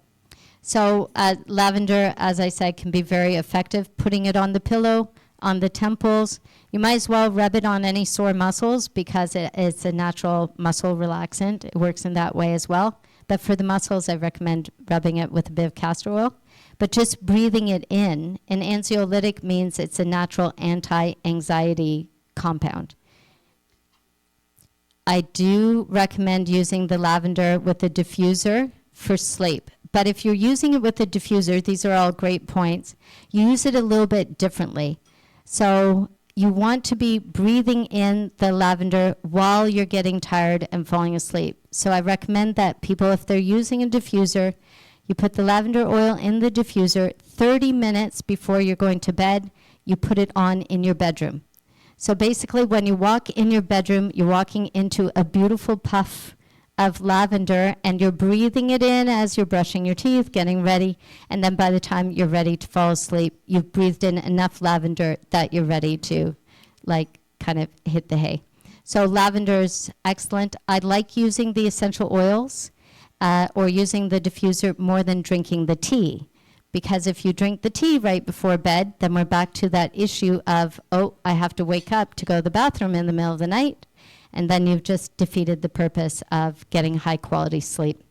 The other things that, go ahead. Magnesium, also very effective. It's more of a relaxant, so it helps with, I like magnesium if someone has headaches and constipation, because I'm always trying to find the remedy or the answer that can do more than one thing at once.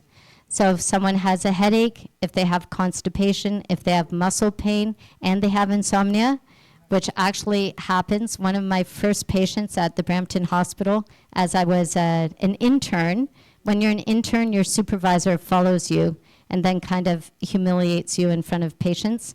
So this patient actually said, I have headaches, I have muscle pain, I have constipation. And my supervisor said, okay, name one thing to give them. And I was like, Butterbur for the headaches? Like, no, one thing only. And I was panicking. And she yelled out, magnesium, of course, in front of the patient who was lying in the bed. But yes, magnesium does all of those things. So I usually recommend magnesium if there's more than one issue. If it's sleep only, I don't go straight to magnesium. I'll go to the diffuser and the lavender or melatonin. Not getting enough sleep makes it difficult to concentrate or to be creative. More people are apt to have an accident if they haven't had enough sleep. It's interesting because not getting enough sleep puts you at a higher risk or makes it more difficult to bring your blood pressure under control. So that's what I was saying with this patient that I was arguing about drinking the water. She had high blood pressure, she had ongoing disrupted sleep, and she wanted to keep that glass of water on her bedside table. And I said, you don't realize it, but disrupted sleep is making your blood pressure worse because during one of those stages, the deep stage of sleep, your blood pressure comes right down. And then through the night, your blood pressure is nice and low. So poor sleep puts you at higher risk for high blood pressure. Did you know poor sleep can increase your risk of diabetes? It seems like everything I'm saying increases the risk of diabetes. But poor sleep can increase your risk of type 2 diabetes, because when you're not getting enough sleep, cortisol levels the next day are high. Cortisol causes your liver to secrete more sugar. So the days after not getting a good sleep, your blood sugar levels high. If you ongoingly get poor sleep, blood sugar levels are going to be a little bit higher than normal. Poor sleep, as we said, can lead to weight gain. Poor sleep can lead to a low sex drive. Poor balance goes with poor sleep. People are more apt to have accidents and fall, and it increases your risk of heart disease. So we definitely want to learn the things that we can do to make our sleep better. And these are some of the other benefits of sleep. Before I tell you what can you do to make sleep better. One of the other benefits of sleep, I had mentioned a brain car wash. When you're sleeping, your brain goes through something like a car wash. There's greater removal of waste products from the brain cells when we're sleeping. Our brain actually has little cells that are like janitors, and the janitors come and clean up the waste products in the brain while we're sleeping. And there's also a great movement of cerebral spinal fluid through the aqueduct, so it's like a car wash when you sleep. Adequate amounts of sleep, especially the deep sleep, can decrease your risk of dementia. This is not according to me, this is according to Johns Hopkins research. Sleep deprivation puts you at a 33% increased risk of dementia, which is a 1/3 increased risk, according to Johns Hopkins. Adequate amounts of sleep can aid in maintaining healthy blood pressure, as I've said, and blood sugar levels. According to Johns Hopkins, those who are sleep deprived are more likely to have high blood pressure, diabetes, and narrowed blood vessels. And I'm definitely one who, when I was much younger, definitely cheated sleep, and I didn't think it was a big deal. The more research I do on sleep, the more important I realize it is. Adequate amounts of quality sleep can contribute to happiness, a better memory. With sleep deprivation, there's greater risk of depression, irritability, anxiety, and of course, forgetfulness. And finally, adequate quality sleep contributes to a stronger immune system. With sleep deprivation, there are fewer active immunity protectors. They're called our natural killer cells, and you're 3 times more likely to catch a cold.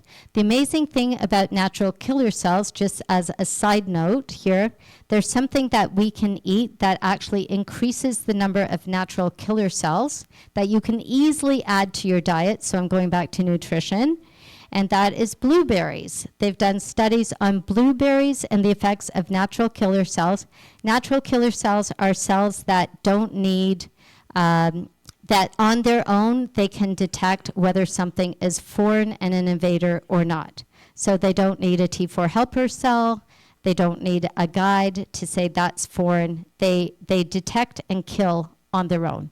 So you want a lot of natural killer cells. Blueberries help with the amount of natural killer cells. And if you eat blueberries and you add a spice on them called cardamom, then, or if you put blueberries in a smoothie and you put cardamom in that smoothie as well, then that actually affects the effectiveness of the natural killer cells. So you have more and they're more effective. So blueberries with cardamom as an excellent little tip to bump up your immune system, particularly to bump up the natural killer cells.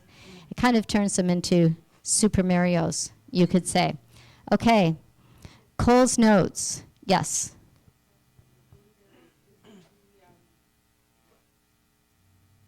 Wild? Oh, right. Anthocyanins. It's the blueberry in particular. I mean, not just the anthocyanins. The studies that I read of were on blueberries in petri dishes, so I don't know of them being with other things that have anthocyanins like blackberries, raspberries. They all also have them. Butterfly PT. Okay. Is it red? It's blue. Okay. In anthocyanins?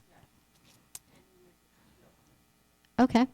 Most fruits or vegetables that are blue, black, or red are high in anthocyanins. So if it's, that's why I asked, yeah.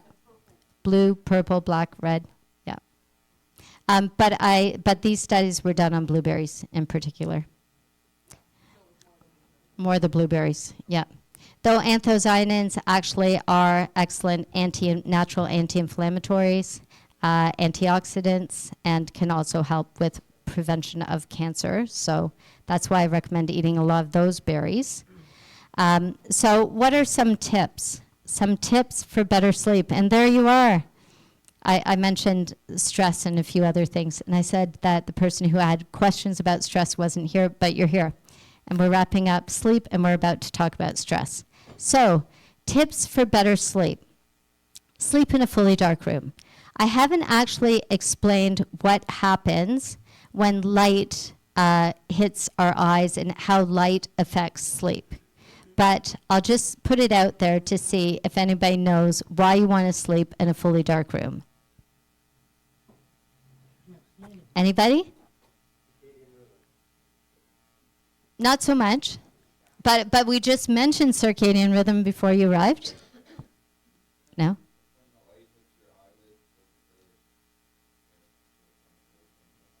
Yes. Does anybody know what that chemical thing is? You turn the light on, right.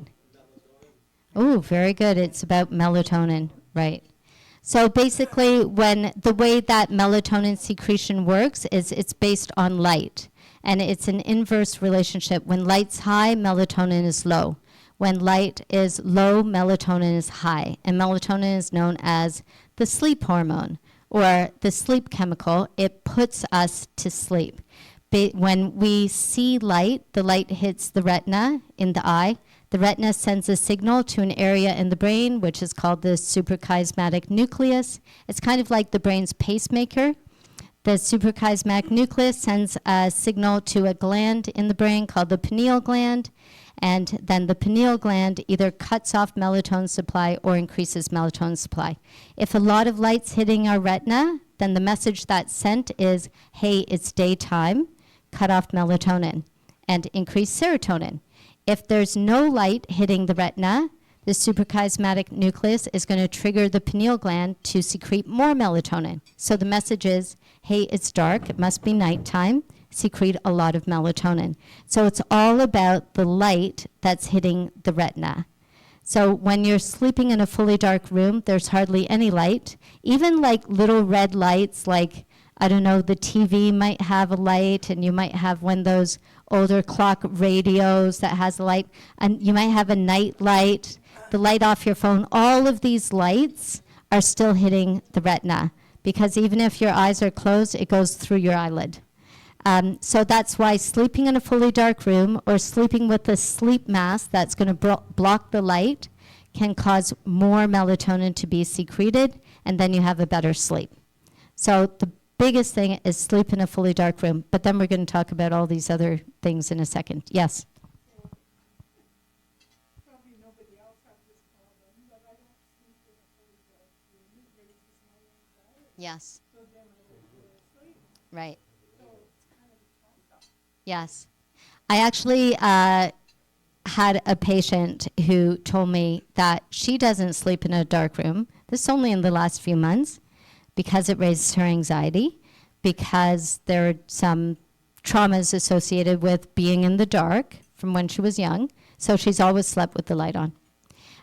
So I suggested that she sleep with a sleeping mask, which she said that she's going to leave the lights on and try a sleeping mask. At least that way, but that it depends on whatever the history is. You might not want something on your eyes. But at least that way, less light is hitting the eyelid and hitting the retina. But I have heard that before. Number 2, always go to sleep and wake up at the same time. Why would you want to always go to sleep and wake up at the same time? Because you're going with your body's circadian rhythm. You are setting, we have a natural circadian rhythm, and then we have the circadian rhythm that we set. So if your sleep time and your wake up time is kind of all over the place, your body's not going to get into that rhythm of secreting the melatonin at a particular time and secreting the serotonin at a particular time. There is something that you can do, I'm not sure I have it on this slide, to help kind of wake your body up so that you have a higher level of cortisol that's being secreted as soon as you wake up, and that sets your body's clock or the circadian rhythm for the entire day. What that is if you're waking up, it's a little bit different in wintertime, but around sunrise. As soon as you wake up, go outside and look around the sun. Don't stare directly at the sun, but look around the sun so that first light, which is the light of the sunrise, is flushing your eyes. So you get a lot of that light hitting the retina, sending that signal to the pineal gland, cut off melatonin, and that actually increases serotonin and increases cortisol just a little bit. And that sets your circadian rhythm for the entire day. If you're having difficulty sleeping at night, do that first thing in the morning, and it sets your cortisol. Cortisol is like the alertness hormone. It sets your cortisol cycle for the whole day. So cortisol at night starts coming down and you get sleepy. So what you do first thing in the morning helps you to sleep or affects sleep at night. So it's called looking at the first light. Third thing that can help with sleep, as we've said, do not drink any liquids within, I'd say, 4 hours of bedtime. That's why I said the cutoff is around 7 o'clock. Hopefully you're going to bed at about 10:30. That's 3.5 hours. Sleep in a clean room. Turn the thermostat slightly down before bed. And you might wonder, what does having a clean room have to do with my sleep? I've heard the saying, messy room, busy mind, or busy room, busy mind. So when there are more things that distract our brain, maybe your brain's looking at the pile of clothes that you should be folding, and you're looking at, I don't know, the project that you haven't done, which is also in the room. Your brain's looking at all of these things before bedtime. You want as little distraction as possible when you're about to go to sleep. Turn the thermostat slightly down before bed. I have heard, based on a Stanford University professor, who's a professor of neuroscience, that the temperature that we sleep, and yes, yeah, the temperature that we sleep better at first sleep is 18 degrees Celsius. To me, that just seems cold, but our bodies actually, we sleep better when we're a little bit colder. Melatonin forces your body temperature to go down. Yes.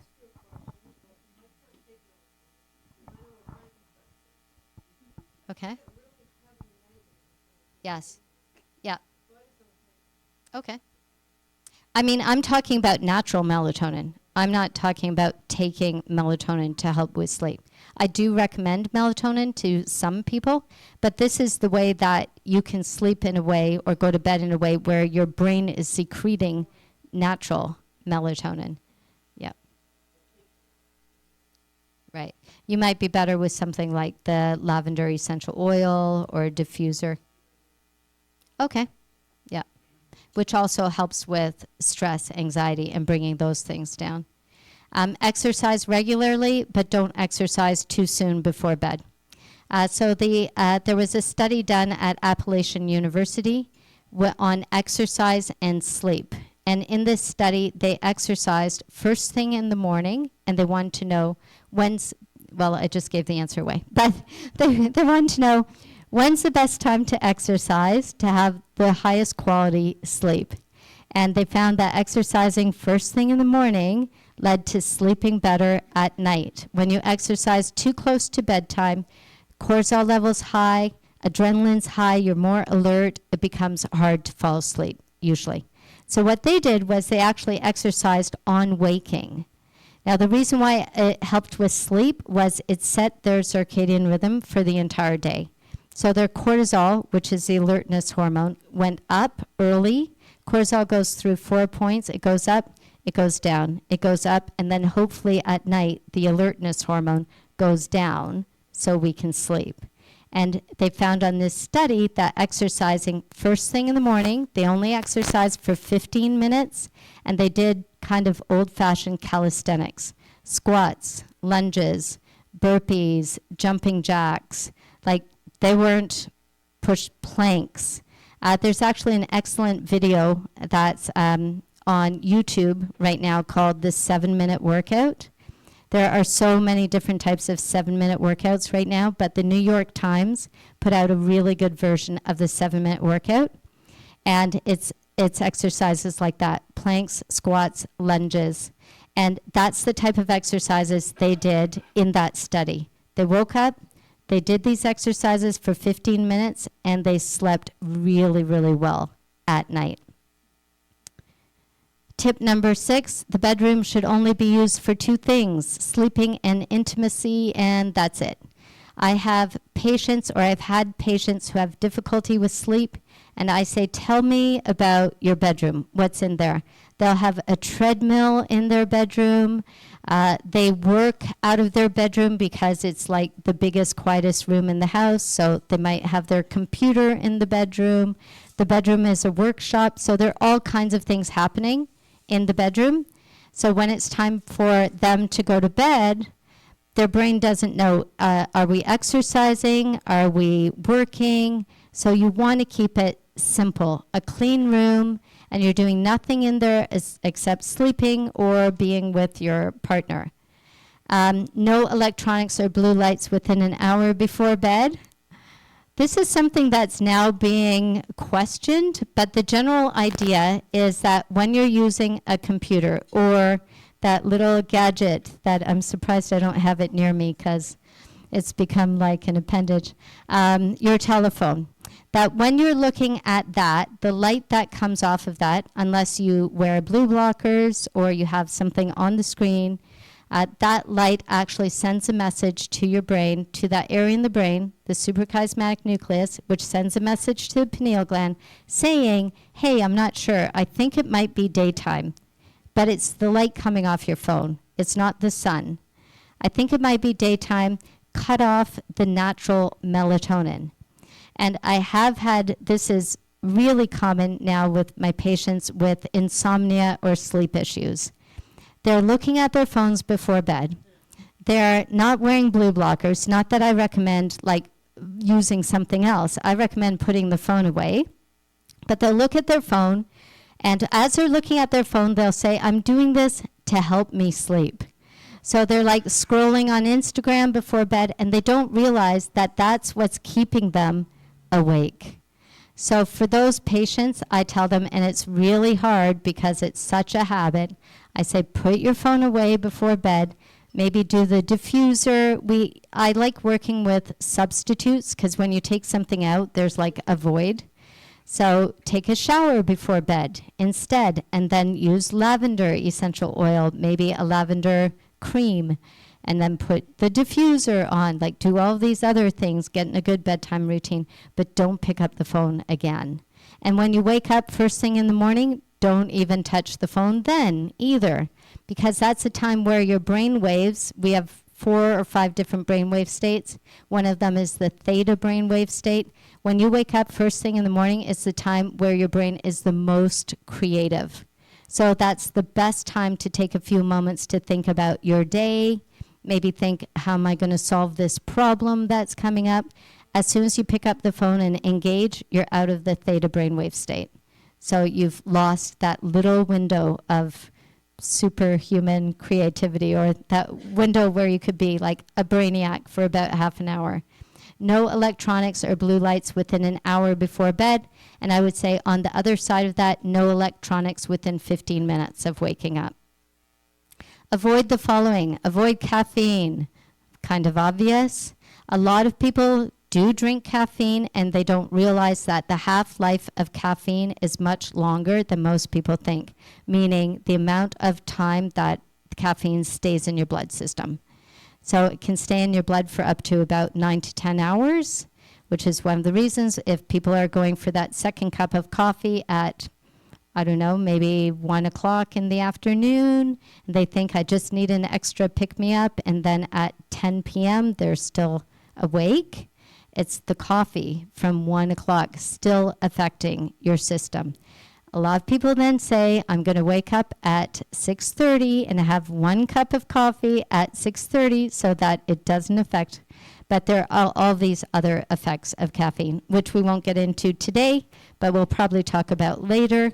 But for better sleep, I've recommended to patients, just try it. I have some patients that are just hooked on that 1 cup of coffee, and they also have insomnia.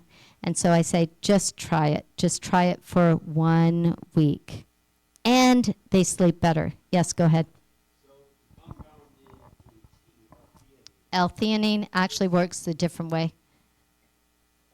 Yeah. Yeah. So L-theanine, it's interesting. There is caffeine also in tea, but one of the compounds in the tea, L-theanine, is actually, it's like a natural anxiolytic. So it calms the nervous system, but it still has caffeine in it. So it's kind of like, okay, you get the benefit of feeling calmer, but there's still caffeine in it that might keep you awake. Yes?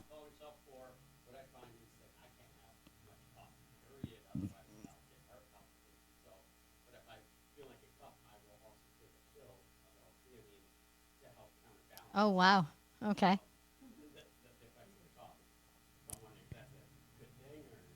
L-theanine is something that I recommend for my patients with anxiety and high stress in a supplement form, and for sometimes for patients who have insomnia, but the insomnia is more stress and anxiety related, and I've found that it's very effective. Taking it in the evening as a supplement, I've had lots of patients who come back and say, I feel so much calmer, and then they sleep really well. Taking it as a supplement and drinking coffee, so it's counteracting the effects of the coffee, I've never thought of that. But I would just go with not taking the coffee. Are you drinking it because you like the taste? Okay. Maybe decaf, but there's so many chemicals in decaf that I don't even recommend the decaf. But there are some things, I am an ex-coffee drinker. This by the end of this week, you'll know all of my old vices. But I drank about 4 cups of coffee for years and years and years, and I had to get an accountability partner to help me quit. And I tried all these substitutes. I found a tea, a dandelion tea called Dandy Blend. I don't know if you've heard of it. That was the best. But I think having an accountability partner who called me every day was like, hey, how was your day? Did you drink coffee today? That made a huge difference. And then I found substitutes. I did try decaf for a while, but I just felt like I was polluting my body. So I went with things like Dandy Blend instead. Yes? 3 or 4 of us guys get together every day around 2 o'clock. Okay. We have a coffee. A coffee at 2 o'clock. Okay. Yeah, but would coffee affect different people differently? Because I have no Right. problem sleeping. Yes. And it does, actually. Some people have a caffeine tolerance. So for those people, and it's not everyone, but they could drink a cup of coffee and then go to bed. But do you wake up in the middle of the night? Every day at 8 o'clock, the sun shines in the bedroom window. Oh, but in the middle of the night? Are you waking up in the middle of the night? Well, the odd time, maybe once a night. Once a night. Is it to use the bathroom or you just wake up? No, used to it. To use the bathroom. Okay, that's a little bit different. Because if you're waking up in the middle of the night, but it wasn't to use the bathroom, then it could be the caffeine increasing cortisol, and then you wake up in the middle of the night for no reason. I don't wake up even when they holler fire. Okay, you're in a deep sleep then. Maybe your caffeine, you have a high caffeine tolerance. Yes. No, that's just what I was going to say about people having to give up caffeine because they're getting up frequently at night to void. Yes. And that caffeine is that. So that's what's disrupting their sleep is not Yeah. the caffeine keeping them awake at night. It's a liquid. Yeah. Wow. But that's why I asked a couple of different questions. Yeah.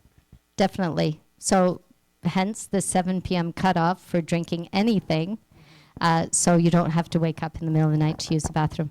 I also recommend avoiding alcohol, avoiding nicotine, which interferes with sleep.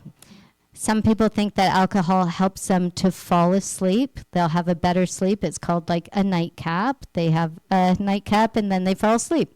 And it does work that way. It puts you to sleep, but alcohol actually suppresses REM sleep. It causes disrupted sleep. So you fall asleep okay, but then you have like the worst sleep of your life or a terrible sleep because you're waking up and rolling around throughout the night and you wake up in the morning tired. So alcohol does help you fall asleep, but leads to disrupted sleep. It affects REM sleep, which is associated with memory consolidation and emotional well-being.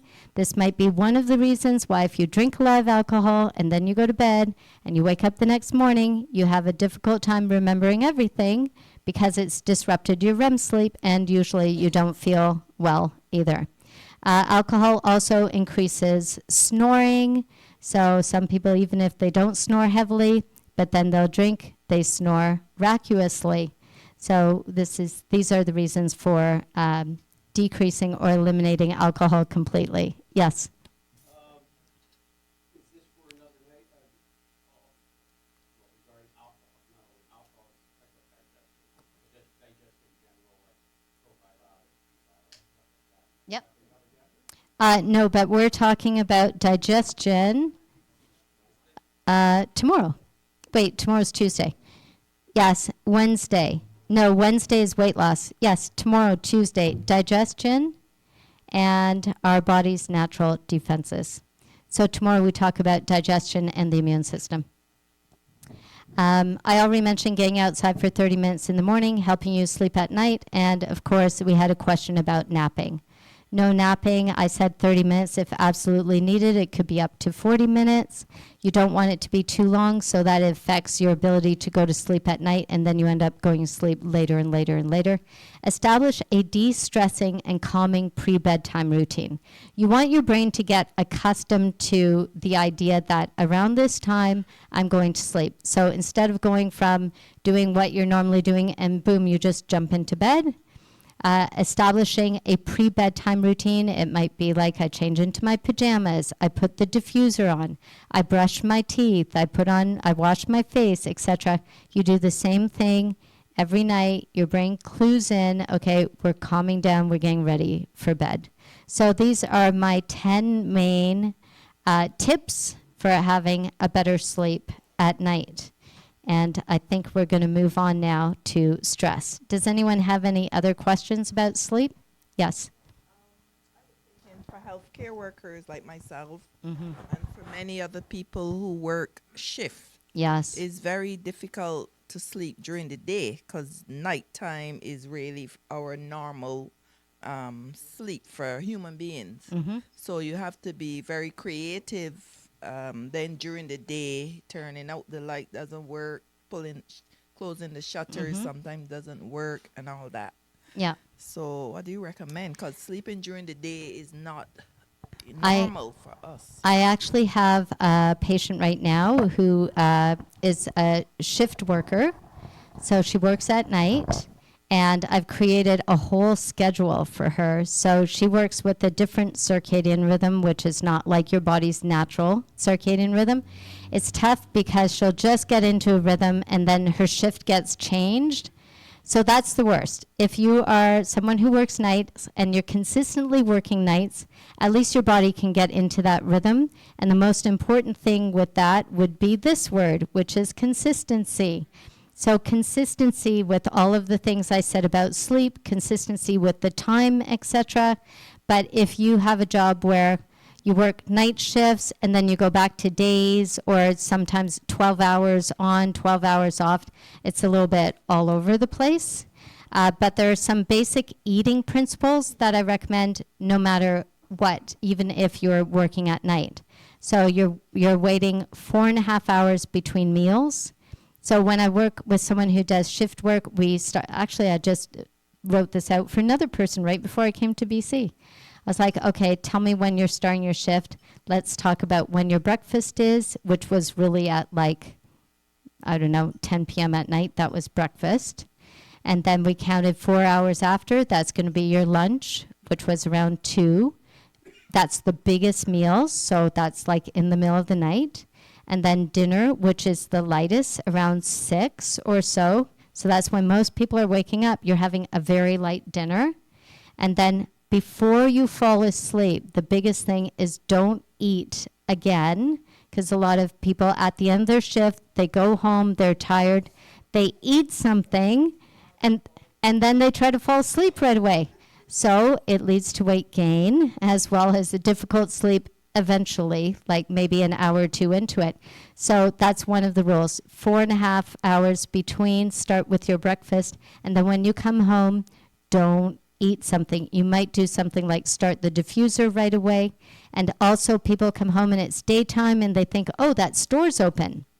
Great time to just run a few errands, and then you don't go to sleep right away and you're awake and you're tired and awake and kind of tired and wired, and then your bedtime's too late. So you come home, don't eat anything, don't do any chores, go straight to bed.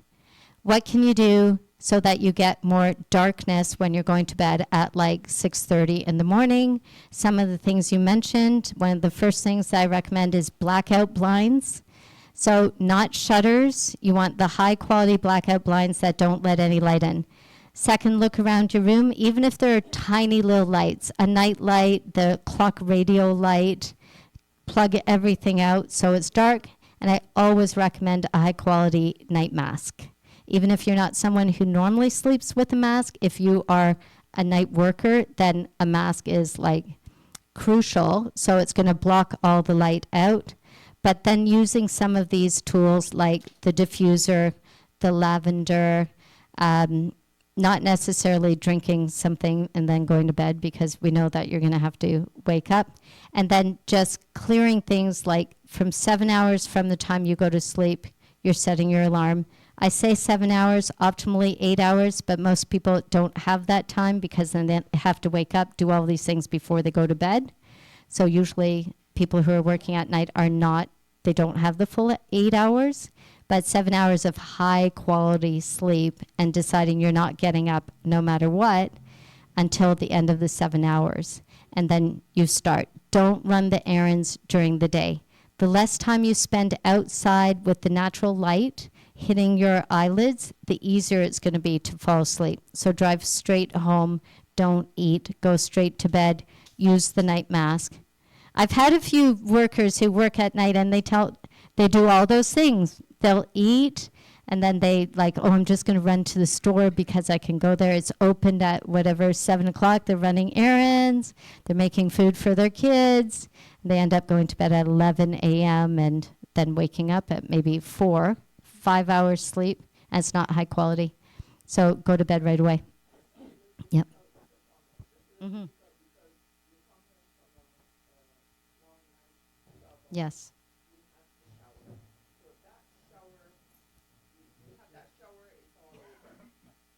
What do you mean it's all over? Okay. Oh, the shower wakes you up. Oh, okay. For some people, the shower calms them down. Oh, okay. So you could do a few things like when you're showering, you might use like a shower gel that has lavender in it. You can also create it's called a steam inhalation, but use lavender instead of eucalyptus, meaning you take the lavender essential oil, you spritz it on the walls of your shower. Make sure you're not spritzing it on the ground or it's a slipping risk. Spritz it on the walls of your shower. Turn the shower on before you get in so there's lots of steam. And then when you're in the shower and you're not using a very invigorating soap, maybe even lavender soap, you're breathing in the lavender in the shower.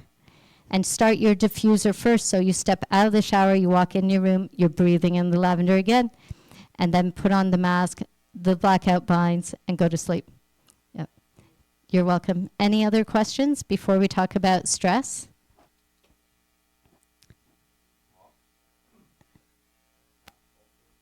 Yep. Hops is, it's actually a very strong natural sedative. You could take it in a pill form, or you can take it in a tea as well. I had a patient who had severe anxiety and severe insomnia, and I put together a tincture for her. So I had a little bit of alcohol. A tincture is basically where they use a little bit of alcohol to extract the properties from a plant or a root.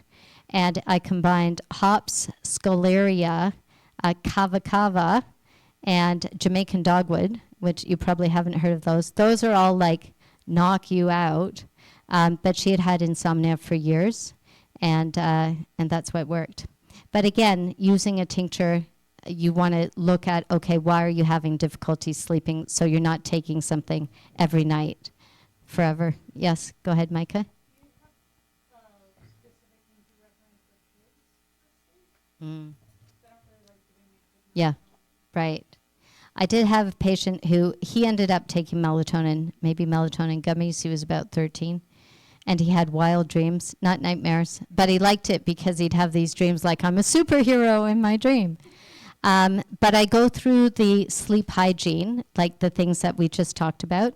And I think using lighter things like the essential oils are better as well, instead of anything that's really working too hard on the brain.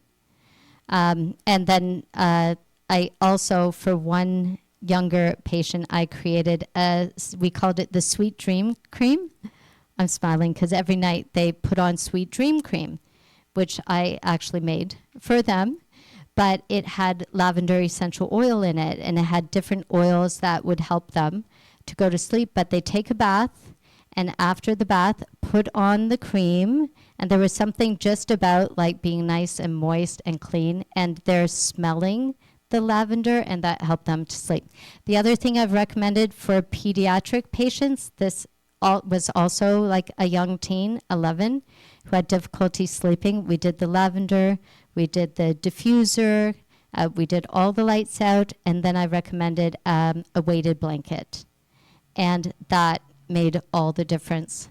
And with the weighted blankets, you can get different weights. So we tried different things, like the 10 pounds too much. We went with a lighter weighted blanket, and she just started sleeping. It was the weighted blanket. She was doing all the other things, but that was the thing that made a huge difference.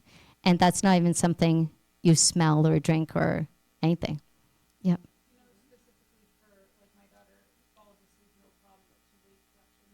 Mm.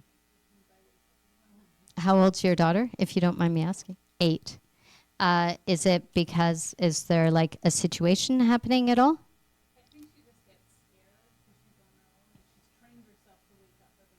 Mm. And she's not waking up to use the bathroom or anything like that? Right. Maybe she just misses you.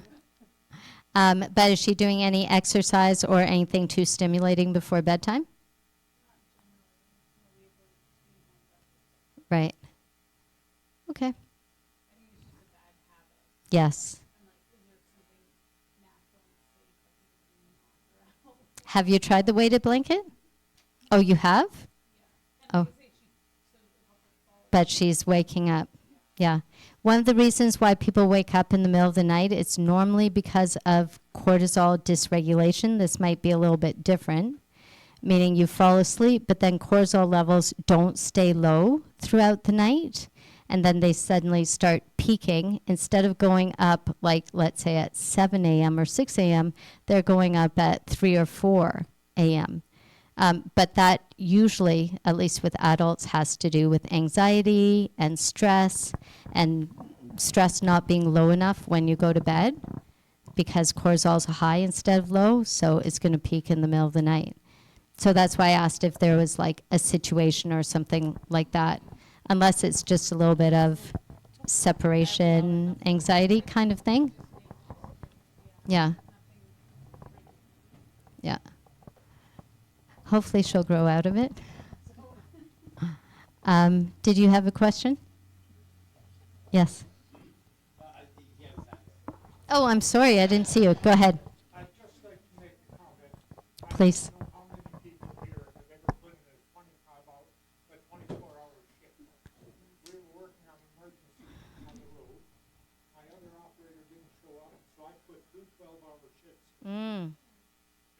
did not know whether it was morning or night.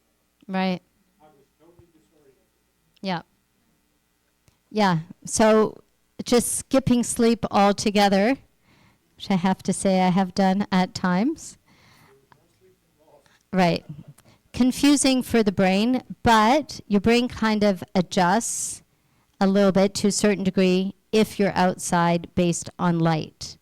So if you're outside, the light's hitting the retina, your brain's getting that signal like I didn't sleep at all, but I know it's daytime, so I'm going to try to counter the sleepiness with more cortisol and more serotonin. Some people, when that happens, they actually feel kind of giddy for a while because your brain's trying to compensate with more serotonin, more cortisol, so you get that giddy, wonky, tired. You're disoriented, but a little bit happy about it for a while before you get exhausted. Yeah. Go ahead.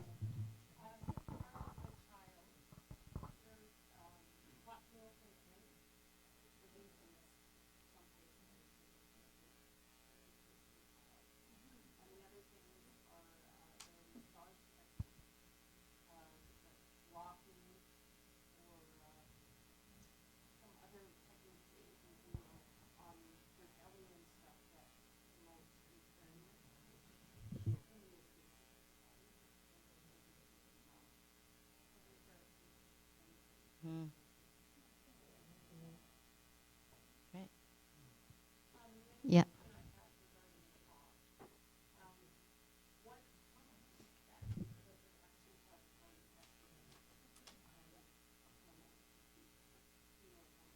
Oh, I'm not sure.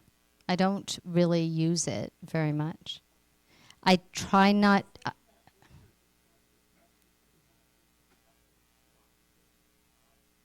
Okay. Yeah. I try to stay away from those very heavy hitters. Like with that patient that I did use the hops tincture with, and it was hops plus others. She had had severe insomnia because her mother had recently passed away, so that was more of a grief situation, and she needed to sleep. But I go for more changing habits and then sleep hygiene and then lighter things. So I don't regularly use hops.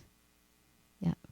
Let's talk about how to eliminate stress, which helps with sleep when stress is low. Yes, go ahead. So there's a number of people that brought up concerns about anxiety and total darkness. Yes. Of course, and then there's a frequent issue with children. Yes. As well as you need to wake up in the middle of the night, you need to go to the washroom, you need some light. Right. So, If you need to go to the bathroom. the last time I looked at some of the studies about a year and a half ago about kind of a lux threshold, like how bright it can be, the color temperature, like I think it was nothing more brighter than amber, I think anything yellow and above is considered green. And then those incidents of light, I think if it's eye level or above, that's more simulating of daylight versus if you have it down with your feet. So are there things you can do to minimize effectively that is not going to kickstart, but you can still maneuver around safely in the dark? Yeah. Have you been listening to Dr. Andrew Huberman? Oh, okay. Okay. He talks about where the light is. So better to have the light low down, because when the light's low down, it doesn't really disrupt that whole process of the way the brain responds to light than when it's high up. I try to eliminate all the reasons why people go to the bathroom in the middle of the night, which we talked about earlier, no liquids after 7 p.m. I have a patient who I've cut it right down to 5 p.m. Because he used to go to the bathroom 4 times in the middle of the night, but he also had high blood sugar and high blood pressure. So he's recently lost like 25 pounds. Everything's coming down, and now he stops drinking at 5. And he's gone from going to the bathroom 4 times a night to maybe once or none. So after I do all those things to stop you from needing to wake up to urinate, because most people think that's normal, but it isn't necessarily normal waking up to urinate in the middle of the night. then maybe having a lower night light might be better.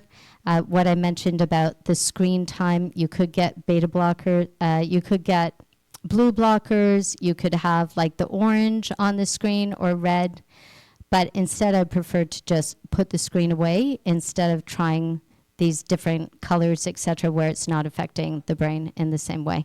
If it's a young child and they're scared, then yes, you could have a night light that's low down. But aside from that, I don't really recommend a lot of light. I did have a friend's mom who eventually became my patient after this scary issue, but she was drinking a lot of water and then waking up to go to the bathroom at night, and she fell going to the bathroom at night. So they created like a little stream of low night lights. But she was also drinking a lot of water before bed, so she was just in the habit, like I drink water before bed and waking up at least twice a night to go to the bathroom. When she became my patient, we discussed don't drink the water at night so you won't have to wake up to go to the bathroom. Did that answer your question? Sure. Not really? Oh, what else were you looking for? Well, that was like it was in the context of knowing that that's the ideal. Yes. But you're going to run into, especially as you're adopting this change, Okay. you're going to run into situations. Right? So the best solution I came up with is, and it's not often I wake up in the middle of the night, but if I do, it's usually not to go number one, it's number two. Number 2? Yeah. Like to go poo Yes. in the middle of the night? Yes. Okay. Anyway. So It's just not as common, but yeah. I've got a very low intensity puck light, and I can just kind of in the moonlight with there, I can make my way to the bathroom. I hit the puck light, and it's nice low intensity, and then it's like I'm still kind of barely awake. Right, while you're going to the bathroom. So my question might be, why are you going number 2 in the middle of the night? Great question. That might be another discussion. But I always go with prevention instead of just the solution. Then I go back, as we're trained as NDs, then it's like, why is this happening? Let's try to eliminate that. But maybe having like more of a reddish or orange light that you hit. Okay, that might be better. Or something that you might hit, you know exactly where it is. And some lights, you know, you tap on them, a low lamp, and you tap on it, and it's low down. That might be a good solution. Let's talk a little bit about stress. I think that most people expect stress to be just something in their life. We are at the point where we've learned to balance and manage stress in a way where we don't progress. We're not going under. I feel like when it comes to stress, we're like doing a little bit of that, that I think Olympic log riding at one point. This used to be an Olympic sport. We're not going under, but we're not getting anywhere. And just on its own, it's stressful.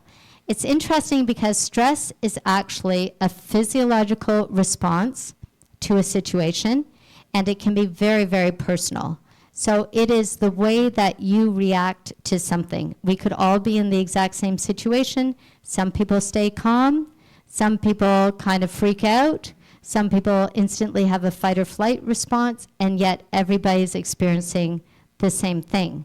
It could depend on whether you have trauma in the past, what your life experience has been, but it's based on how you interpret the situation. It's not based on the situation itself.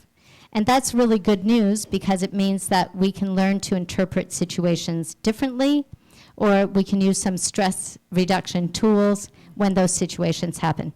So what's happening when we experience stress?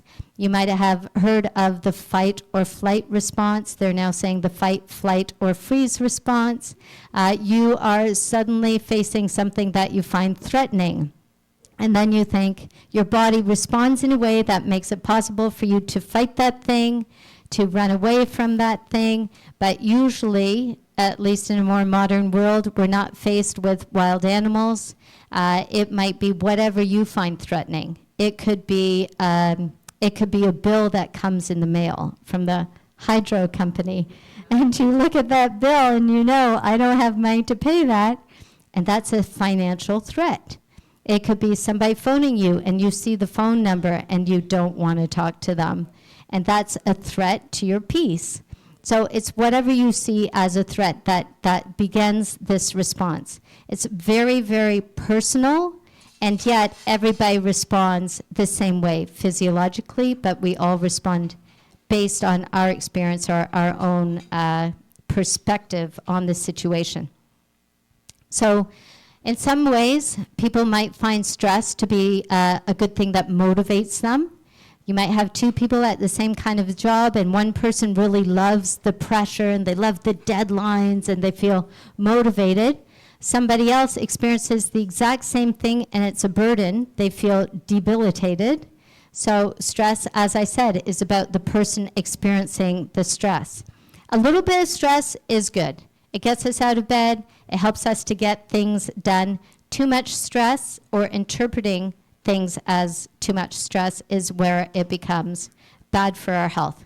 So what happens when we have too much stress or we have situations, I think I might have pressed that too many times, situations that cause a lot of the stress hormones to be released. One of the hormones or chemicals that's released when we're under stress is cortisol. It's released to help us survive. It's a hormone that's released during a stressed experience, during a fight or flight state. But what if you're in fight or flight all day? I was going to say something about the traffic, but there isn't a lot of traffic here. But the thing that stresses me out in Toronto is the terrible traffic, and it's something I deal with every day. So every day, if I got stressed in my car, I would constantly be in a fight or flight state just trying to get somewhere. But that's based on my reaction. Instead, I could put some good music on and just, enjoy the ride. Yes. I can move to Lillooet. I don't have to deal with that at all. Yes, go ahead. I'd like to do Sudoku. Sudoku, okay. And crossword. As a great way to bring stress levels down. It makes you tired. Yes. It can make you more stressed. Or it can make you more stressed because you can't figure it out.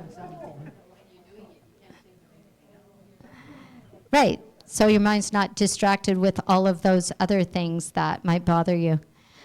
Right. So we're going to talk about some stress reduction tools and techniques, and that's how we're ending. But I want to ask you, just like this, when we get there, what do you do to counter stress? But first I want to talk about what it is, because often when you understand something, that helps you to make a change. So cortisol, which is something that's secreted when we're in a high stress state, counteracts insulin, hence increases glucose levels in the blood, and this is why stress over time, consistent stress, can put you at risk for type 2 diabetes.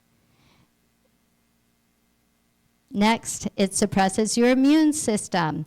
You may have experienced this where you go through a time of deep stress, very demanding, and you're able to get through it as soon as the stress, whatever it is, maybe it's a deadline at work, and you meet the deadline, yes, and then you come down with the flu or a cold and you get sick. So that extra cortisol that's being secreted during that 1 week of the project is suppressing your immune system. Someone around you in the office has a cold and you pick it up and you get sick, but you were fine when you were trying to make the deadline. But when you were trying to make the deadline, cortisol levels were going up and up and up. Your immune system's robustness was going down and down and down. It affects the metabolism of fats, proteins, and carbs. Stress actually tends, for some people, I know people where they're really stressed, they can't eat anything. Like they'll go through times where they completely lose their appetite. For a lot of people when they're stressed, and it's a stress that is ongoing, like my job is stressful every day, all day, 9 to 5, Monday to Friday. That's an ongoing stress. Cortisol levels are high. It increases your appetite, increases the storage of unused nutrients as fat. This is one of the ways that stress puts you at a higher risk of weight gain. So what's really happening? Why do cortisol levels go high? Why do we experience fight or flight in the first place? I call it the Great HPA Relay. This is how I remembered it when I was originally studying it, because I like to watch relay races in track and field where somebody's running, they pass the baton, somebody else takes the baton, etc., until you get to the anchor and they win, as Canada did during the Olympics. Woo! So what happens? You have a thought, and with that thought, there's an emotion. That thought is, I'm afraid or I feel threatened by this thing, whatever it is. It could be a person, it could be a conversation, it could be an animal, it could be, I don't know, you're called into the boss's office. You feel threatened. That emotion is normally something like fear, anxiety. For some people, they get triggered by different things that brings up that threatening feeling. And at that point, whether it's new or old, the amygdala takes over. The amygdala is an area in the brain that's in charge of our emotions. It's like the emotion center. And the amygdala then causes the hypothalamus in the brain to secrete a chemical called CRF, which is corticotropin releasing factor. So this is like the amygdala passes the baton to the hypothalamus. The hypothalamus releases this chemical, and that acts on the anterior pituitary, which is still in the brain. So the baton's being passed on. The anterior pituitary releases adrenocorticotropic hormone. I need some water, I think. Which acts on the adrenal glands. The adrenal glands are not in the brain. The adrenal glands are located right here, and they sit on top the kidneys. So the signal now has gone from the brain down to the adrenal glands sitting on top the kidneys. The adrenal glands now get the baton. The adrenal glands respond by secreting adrenaline and cortisol. Okay, that entire thing happens super fast. You feel threatened and your body is responding, boom, like that. And for us, thank you very much. We might not feel like we even have control over that response. Yum. You know what I was going to say? It's after 7 o'clock. As I was sipping it, I was like, oh, I'm looking at the clock. It's 7:30. So what happens when you have a lot of adrenaline and a lot of cortisol secreted in your blood? We respond with many different automatic responses in the body. This is just like a more simple look at what's happening. The amygdala reacts to a threat. Hypothalamus activates the sympathetic nervous system, which is all of those baton passing steps that I talked about. So your nervous system is in a state of fight or flight. There's a release of adrenaline. The adrenal cortex, which is in the adrenal glands, releases cortisol. You become very alert, and you have a lot of panicky kind of energy. That also affects many different areas in the body. Your pupils dilate. I love this because this is one of the ways you can tell. Like, let's say you're having a conversation with someone, and that conversation is stressing them out. And you might say, like, are you comfortable with this conversation? Are you okay? And they're like, yeah, I'm okay. No, I'm okay. No problem. Go on. But if you look in their eyes and their pupils are dilated, they are in a fight or flight state. They are not okay. Inside, they're probably panicking. They're uncomfortable with the conversation. So you can tell if someone's stressed by their pupils. Hopefully they're not, they wouldn't have smoked something, so you don't know. But dilation of the pupils is a sign of stress. A lot of people get dry mouth, so the parotid gland, the submandibular salivary glands, all of the glands around the mouth that secrete saliva stop working. Because when you're stressed, those glands help you to digest food. When you're stressed, you're not going to be digesting or eating, you're going to be running away. This is one of the reasons why people have a fear of public speaking. They get in front of a crowd and suddenly it's like their mouth is full of sand. They get very dry mouth. With some people who have anxiety, they have dry mouth every day. So anxiety is a little bit of that stress response as well. Your breathing increases, your heart starts pounding, your muscles get tense, slow digestion. one of the reasons why you don't want to eat when you're in a stress state, sweaty palms, etc. And this is just another look at what's happening.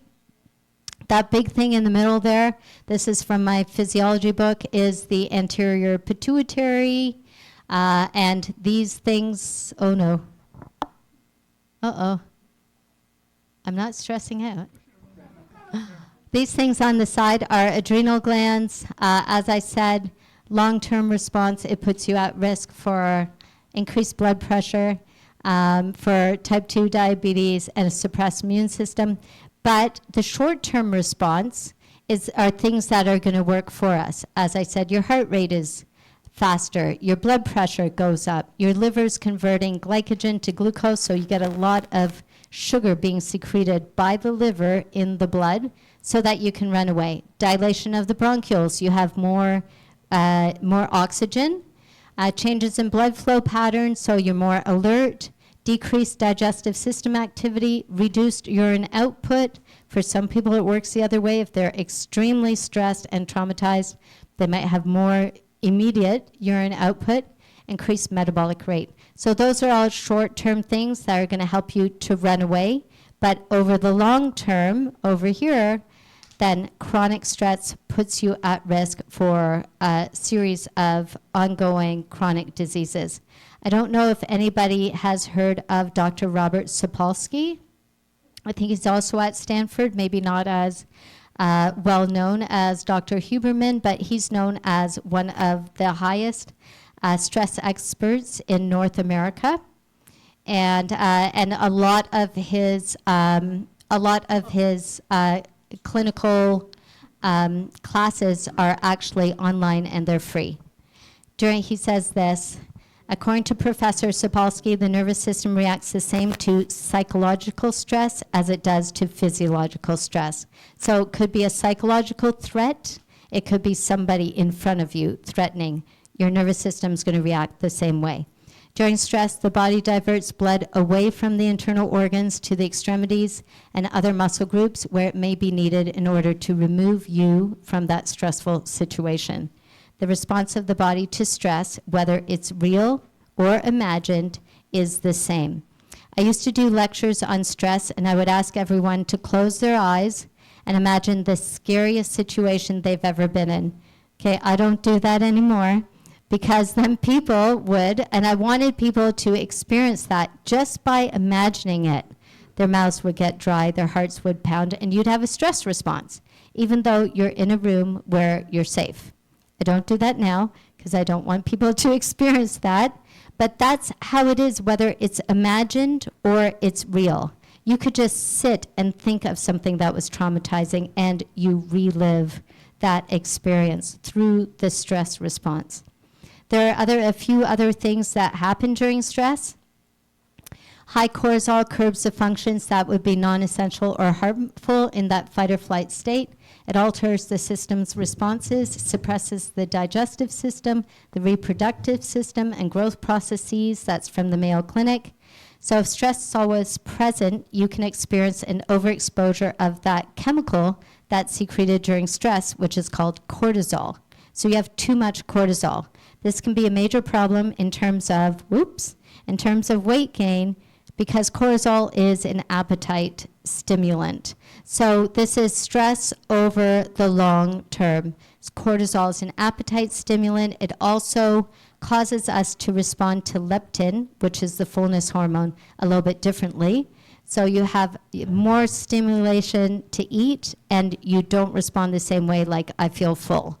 Your appetite is bigger and more open than it normally would be. This is why many people respond to stress with comfort food. I would say this, whether you're running from a jaguar or you're running to a meeting with your boss, does our body react in the same way? It would depend on whether you think of your boss as a jaguar, I guess, and he's about to eat you up. But if it's a very stressful meeting, your body is going to respond with a fight or flight kind of response. Yes? I have a very strange response. I've always wondered why I had it, because it wasn't useful. Okay. If I hear something some of those other systems, but I also get like an ocean sound in my Oh. ear, so I can't hear what it is. Fantastic. I'll tell you why. Because I thought I had it on a slide with a woman. Oh, she said that she has a strange response, and it's kind of like the sound of the ocean in her ears when she might hear something and feel scared, like in the middle of the night, correct? And I had a slide with a woman on it, but I guess for some reason I took it out, with some of the other responses to stress that aren't as common. So one of the ways stress affects us is in our eyes dilated. This is the reason why I said fantastic, because stress can also cause auditory occlusion, meaning you don't hear properly. So it can affect your hearing. You might not hear all of the words properly. You're usually just looking out for something that's a threat. So if you're actually having a stressful conversation with somebody and somebody says blah, blah, blah, blah, blah, blah, blah, and you don't hear it, and afterwards when you're more calm, they'll say, but I told you that. And you say, but I didn't hear you. And they think, of course you heard me. If you were stressed, you might not have, that's what happens there? Okay. If you were stressed, you actually might not have heard them properly because it can affect your hearing. So that might be one of the reasons why you hear. I haven't hear the ocean, but people hear something muffled, more of a muffled sound. Yeah, because your ear is kind of tuning in for that screech or whatever it is that's coming towards you. That your ear's looking, where is the threat? I'm going to skip to some things which we're going to be talking about tomorrow. But I want to, before we end, I want to talk a little bit about some tools. So what can you do to help with stress and help change your perception of stress, or change the way that your body's going to respond to that stress? Before I say that, I just want to show one more slide.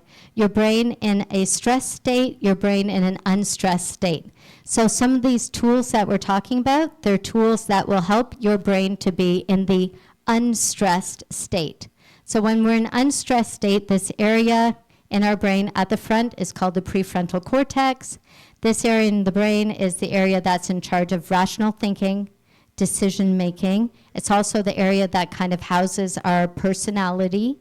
So if you know anyone who's had a severe brain trauma or an accident and they have kind of damage to the prefrontal cortex, it's like their personality changes. So this area in the brain is where you do an analysis of the situation, you come up with your deductive reasoning, and you decide on what you're going to do. When we're not in a stressed state, the prefrontal cortex is in charge. It's in charge of your thinking, your logical analysis, and you deciding what you're going to do. You have tight control over your thoughts, your emotions, and actions. When you're in a stress state, the prefrontal cortex is basically hijacked in a way, and I use the term loosely but specifically, by the amygdala. So the emotion center in the brain is now taking over the prefrontal cortex. So then that whole sounding the alarm, that whole passing the baton system, as I said, starts very quickly. So you're no longer making these rational decisions. The prefrontal cortex is not in charge. The emotion center is in charge. So you have weaker control of your thoughts, weaker control of your emotions, weaker control of actions. So when you're in a stress state, that is not the best time to make a decision. You want to get in an unstressed state where your nervous system is calm and relaxed, and then you can make that decision. How do we shift our nervous system from that stress state to that relaxed state? One of the things we talked about yesterday was breathing. So you can do breathing, and that shifts your nervous system, and you would say your brain or your central nervous system. It's actually a different part of the nervous system, but it shifts it into a calmer, non-stress state. Breathing in the nose for a count of 4, breathing out the mouth for a count of 7. What else can you do that's going to shift your brain into a calmer state? Or what else can you do immediately that's going to help you to feel a little bit less stressed? we're going to do an experiment together. So in this experiment, I want everyone to assume this position as we wrap up. Everyone assume this position. And you have to stay in this position for a little while. Okay, I'm looking around the room. Great. And now I want you to just say out loud what you're feeling, what your emotion is or what you're feeling. Go ahead. Okay, sleepy. Okay, yes, it's near the end of the night. Anybody else? Tired? Sad? Okay. Did somebody say worried? Yeah, worried. Excellent. That's if you stay here long enough, you will feel worried. Sorry, what? Okay, yeah, we've got a couple of sleepies. I don't think I said close your eyes, though. I mean, so I heard sad. I heard annoyed. I heard worried, stressed. Excellent. Did you know that your brain responds? Stay where you are, but you can like peek at me. Did you know that your brain responds with certain chemicals based on your posture?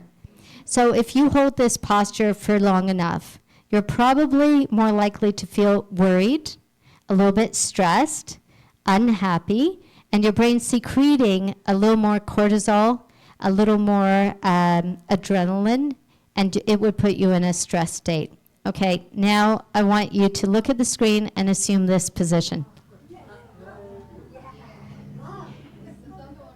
Okay, how do you feel now? Much better, happy, relaxed, great, energized. Is it actually true that your brain can't tell the difference between a pretend smile and laugh? Yes, actually. So the question was, is it true that your brain can't tell the difference between a pretend smile and a pretend laugh? Which is my next slide right here, which is a laugh. And actually, when I was at the Canadian College of Naturopathic Medicine, I ran a club called the Laughing Club because I wanted everyone to experience the effects of smiling and laughter on the nervous system. And they have done studies where in the studies they have someone who's smiling and it's not even a real smile. They put chopsticks at the side of their mouths to hold them and they're leaning as a smile. And their brain is still secreting the bliss hormones, still secreting a little bit of serotonin, endorphins, and dopamine. So how can you instantly shift your state or shift out of a stress state as you experience? Use your body. So your body can put you in a stress state. Your body can get you out of the stress state. Use your posture. Your brain is going to secrete different hormones just based on your posture. So this brain is saying, I release different hormones when my neck is straight, or you release different hormones when you're standing like this. You might have heard of the power pose.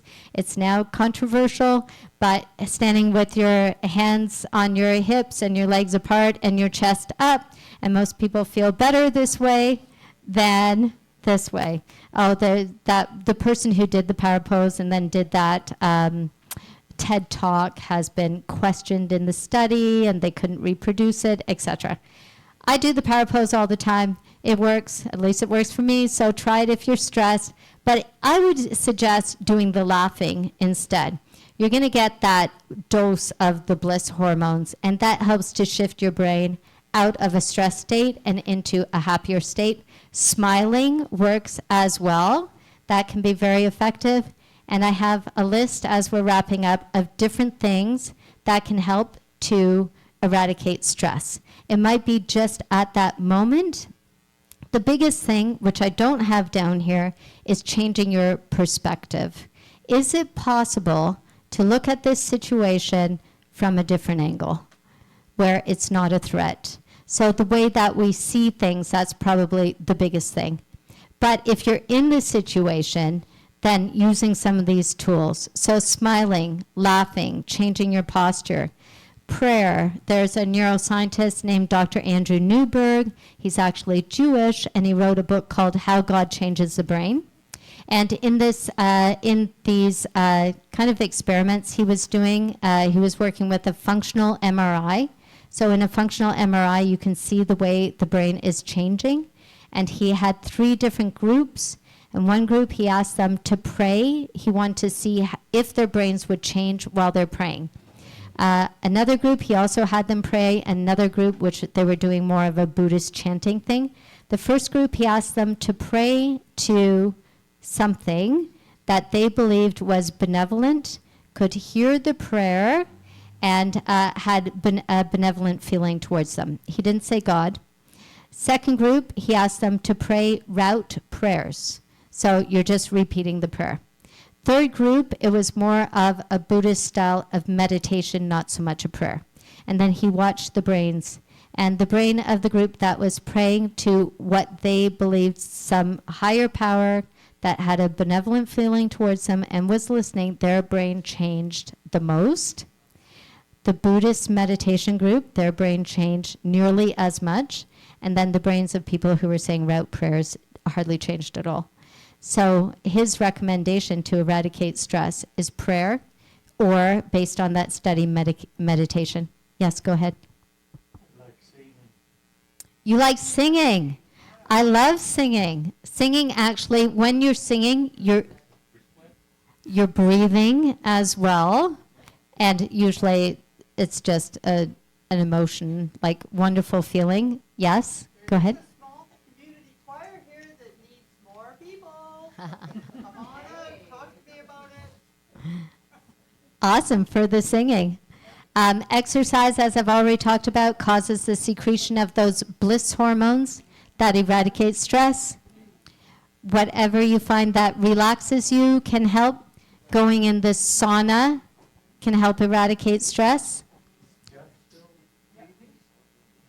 Journaling can help eradicate stress, meaning you're getting it off your mind and putting it on the page.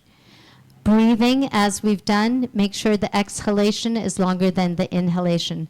Confiding, so talking to people about whatever that stressful thing is, but not over-confiding. I mean, over-confiding can mean 2 things. It means you feel like you're exposed. That can be more stressful. Or you're telling the same story again and again and again. So confiding is different than retelling the story. If you're retelling the story for the 20th, 30th time, you might be telling it with so much passion that you're nearly reliving the story, and that's actually causing more stress than the benefit of confiding in the first place. Music, they've done studies on what type of music shifts the brain into a calm state, and it's music that has melodies and harmonies. Music that has dissonance actually causes more stress in the brain. There is a group that I can't remember right now. Oh, Marconi Union, which is MARCONIUNION, Marconi Union. They created songs specifically as anti-anxiety songs, and one of those songs is called Weightless. And in that song, there's no singing, it's just like sounds and rhythms. And they did studies playing this song and then checking anxiety levels of people, and anxiety levels went down listening. Go ahead. Right. Yeah. I've used it personally myself, and I think it works. I mean, apparently it can cause the secretion of more dopamine, more serotonin.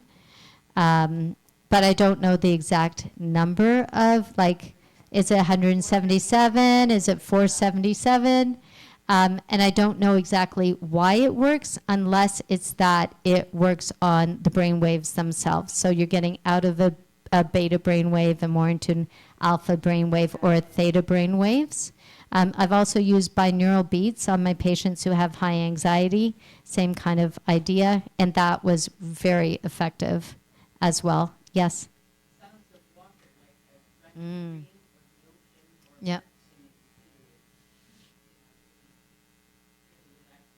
Yep. Sounds of ocean, nature sounds.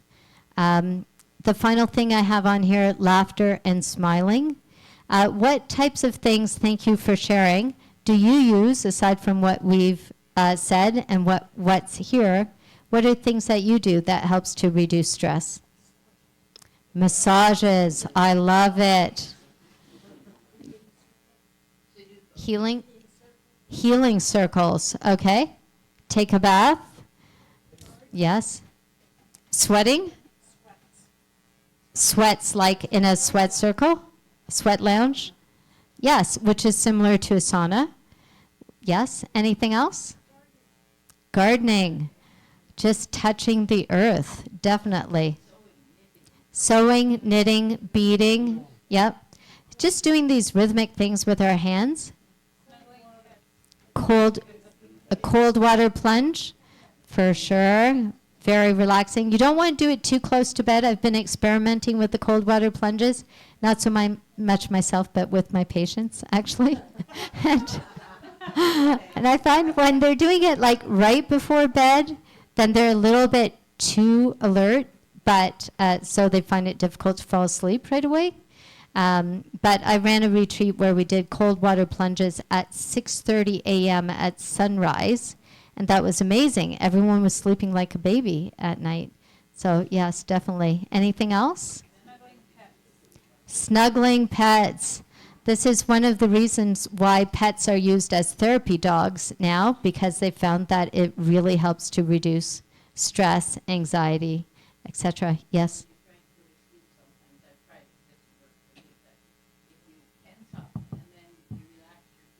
Mm-hmm. Yep. Yep. There was a 30-second, it's like a full body tension and relaxation. I don't remember the exact name, but we were taught to do with patients when they were stressed. We'd have them on the bed and then walk them through just like that. Okay, tense your shoulders and your arms and your abdomen, your legs all the way to their toes. Okay, now relax. And we did one thing at a time, and they were just really, really relaxed. So that can be effective as well. Anything else before we wrap up? Are there any other questions before we wrap up? Yes, go ahead.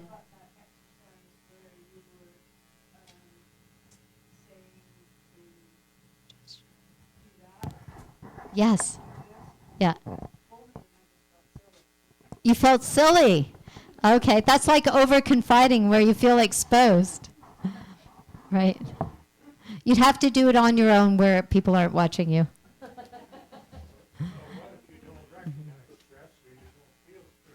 Right. Yeah. I have had patients who say, you know what, I don't know what stress is. So the question would be, is your body responding to stress even though you don't know it? So do you still get heart palpitations or sweaty palms and you're not aware of it? Do you have insomnia or difficulty sleeping? If not, stress is actually your perception of an incident or your perception of what's happening in your life.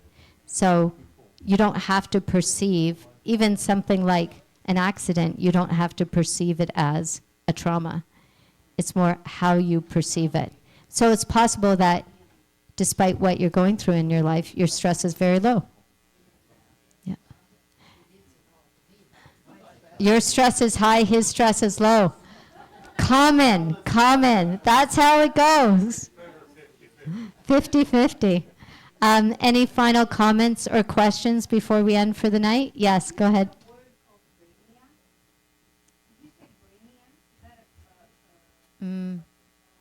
No. No, I talked about brain waves. Oh, Brainia. See, I'm going to try that when I wake up tomorrow morning. I said your theta brainwave state. Brainia. I'm hoping nobody else writes that down. We're going to patent that right away. Yep. Okay, so we're going to end here for the night. Thank you, everyone, for coming. Thank you. Thanks, everybody. Tomorrow we will be talking about digestion and the immune system. So looking forward to seeing everybody then. Please remember on Thursday, I'm doing free assessments from 10 a.m. until 4 p.m. with the in-body machine. All right, have a good night, everybody.